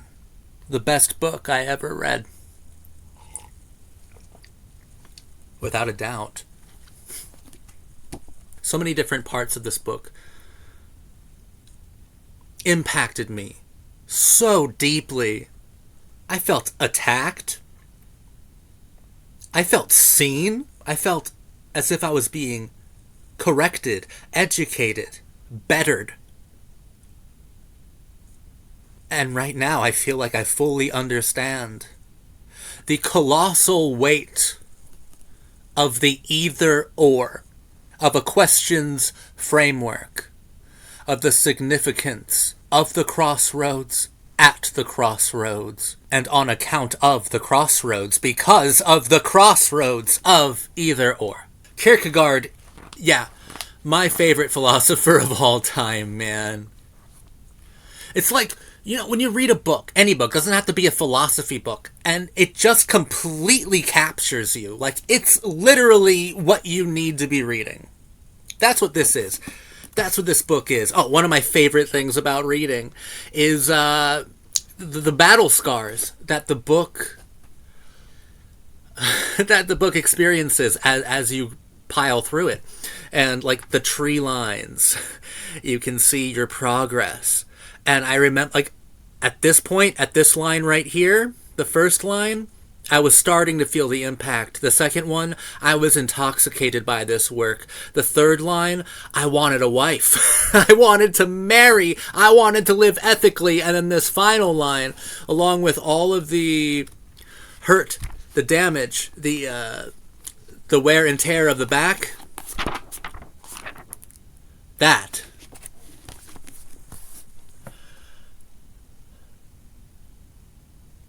is where God was the truth that edified, and therefore became the only truth that mattered. I think it is important to read the final sentence of either or, actually, because it is particularly striking. Ask yourself and keep on asking until you find the answer. For one can recognize a thing many times and acknowledge it. One can want a thing many times and attempt it. Yet only in the deep inner movement, only the indescribable motions of the heart, only these convince you that what you have recognized belongs to you, or unto you. That no power can take it from you. For only the truth that edifies is truth for you. Only the truth that edifies is truth for you. Now, in Kierkegaard's position, as in my own, the highest truth is the Most High, is the holiest of holies, is God himself. Now, that's the truth that edifies me. But not necessarily, doesn't have to be the truth that edifies you. Now, throughout this book, he has shown us that the aesthetic life is facile, is entirely superficial, and borderline nihilistic. Yet, if that is the truth that edifies you, then you are being edified. Same with the ethical. The ethical is a fuller way of life, a fuller existence, a fuller way of interpreting the world and experiencing the human condition. If that is the truth that edifies you, if your wife is the truth that edifies you, right, marriage is entirely central to the ethical viewpoint, and it's certainly impacted my worldview. I'm a total wife guy. I really want a wife really bad. Gonna go on a wife adventure soon. Gonna find one. I think next year will be the year of the wife, and I'll find my true love, and in so doing, find my true calling, I believe. The truth that edifies me, the woman that edifies me. Like, that would be central to the ethical perspective. Now, the religious stage, what edifies you is God. God is the truth that edifies you. Now, edifies meaning instruct, educate, intellectually improve. Kierkegaard was my moral tutor here, my spiritual tutor. Absolutely my intellectual teacher. Reading Either Or right now has been one of the greatest reading experiences that I've ever had. I'm deeply grateful to this book. From the opening aesthetic chapters, where I felt so visible, so attacked, and it broke my heart because it revealed that my aesthete sensibility that I thought was so integral to the development of my personality was actually the thing that was harming me most spiritually and morally. Also intellectually. Like in all the ways that matter most, my aesthetic sensibility was causing the most hurt and ultimately the most despair, the most spiritual and philosophical sickness. And then through the ethical, I was, that's where I started to learn. That's where I started to really open my eyes to marriage, to the continuation of choice itself. How the either or prompts and fuels the continuity of committing to yourself over and over again through a series of decisions. And then in this final bit, the religious. Grounding God as the truth which edifies me. Embracing God as the ultimate teacher, as the ultimate father. So these two dueling philosophies, they both step aside in the last 10 pages of the book. They vacate the stage and they hand the mic over to the religious. And the religious has what is truly the last word.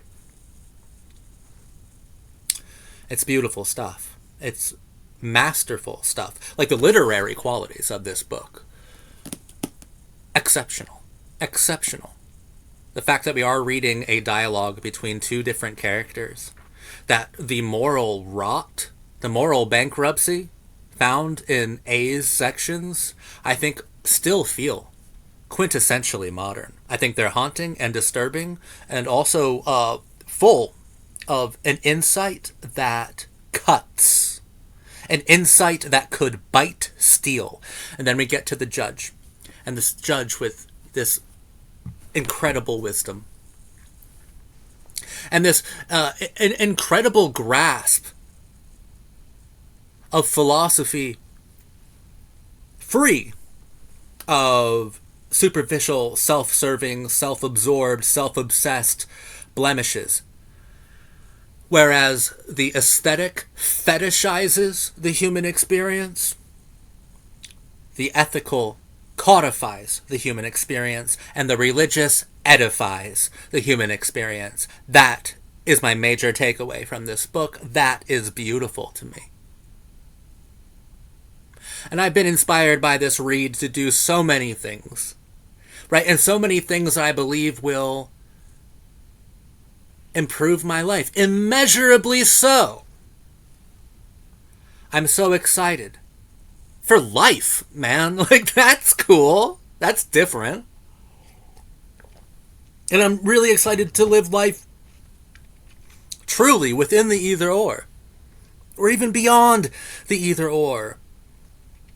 Because it used to be like, if I told you I was excited for life, I would really mean no day but today. I wanted to go and hook up with a cute girl. I wanted to get fucked up. I wanted to live like nothing mattered and blah, blah, blah. But that's the aesthetic misappropriation of life's funds. of life's philosophical currency. What I want to do now is build actual connections with people and improve my actual connection with God. This book has inspired me more than any other book has, and that's so gorgeous. This book is gorgeous! Gorgeous, I tell you! I'm very enthusiastic and happy about this book. It is just so beautiful. Recommend it to everyone. Doesn't matter if you're interested in philosophy or not. Is it difficult sometimes? Sometimes, but I honestly, we've covered 3 major Kierkegaard works.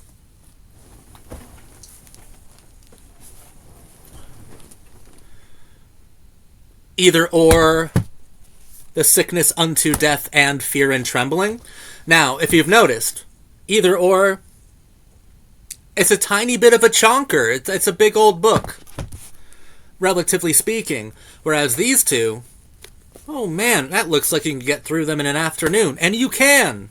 But I would call Fear and Trembling and The Sickness Unto Death more difficult reads. Not because the subject matter is more intense, but because the writing itself is simply difficult sometimes.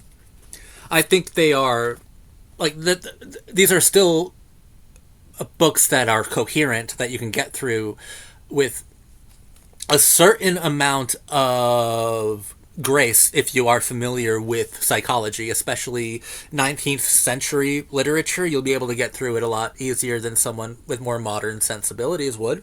But this is actually easier to get through. And I think it's because Kierkegaard is a master of literature, not simply a master philosopher, but a master author, a master writer. And the characters of A and the judge are just so full of life. He's also writing under pseudonyms here, under false names. But the Fear and Trembling author deliberately overcomplicates things.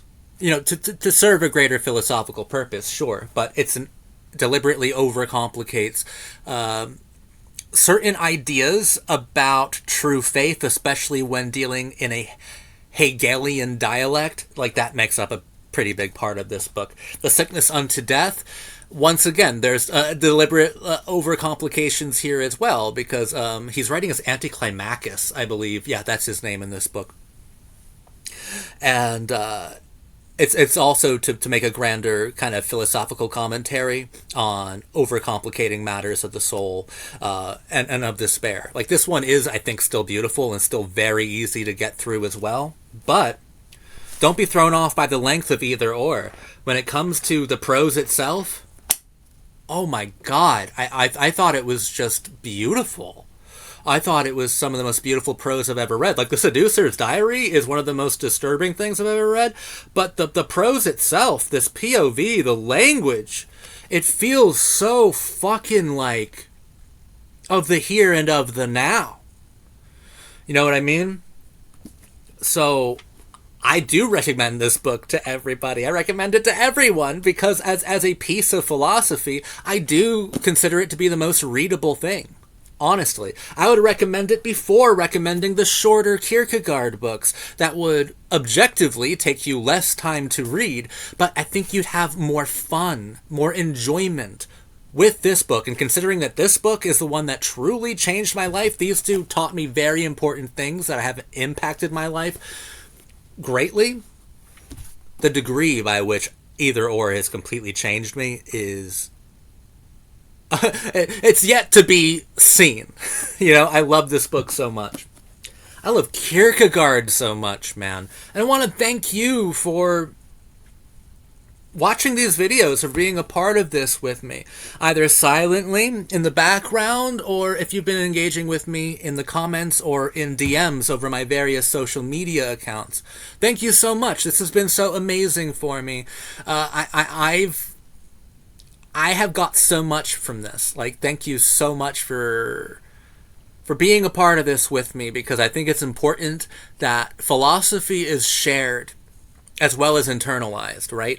The fact that it's external should also matter, and I think we should share this with a lot of people. I think Either or is beautiful, and I think most people owe it to themselves to read it.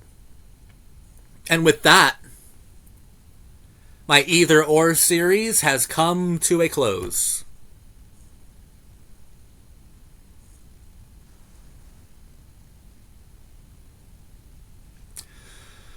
Thank you so much for watching me.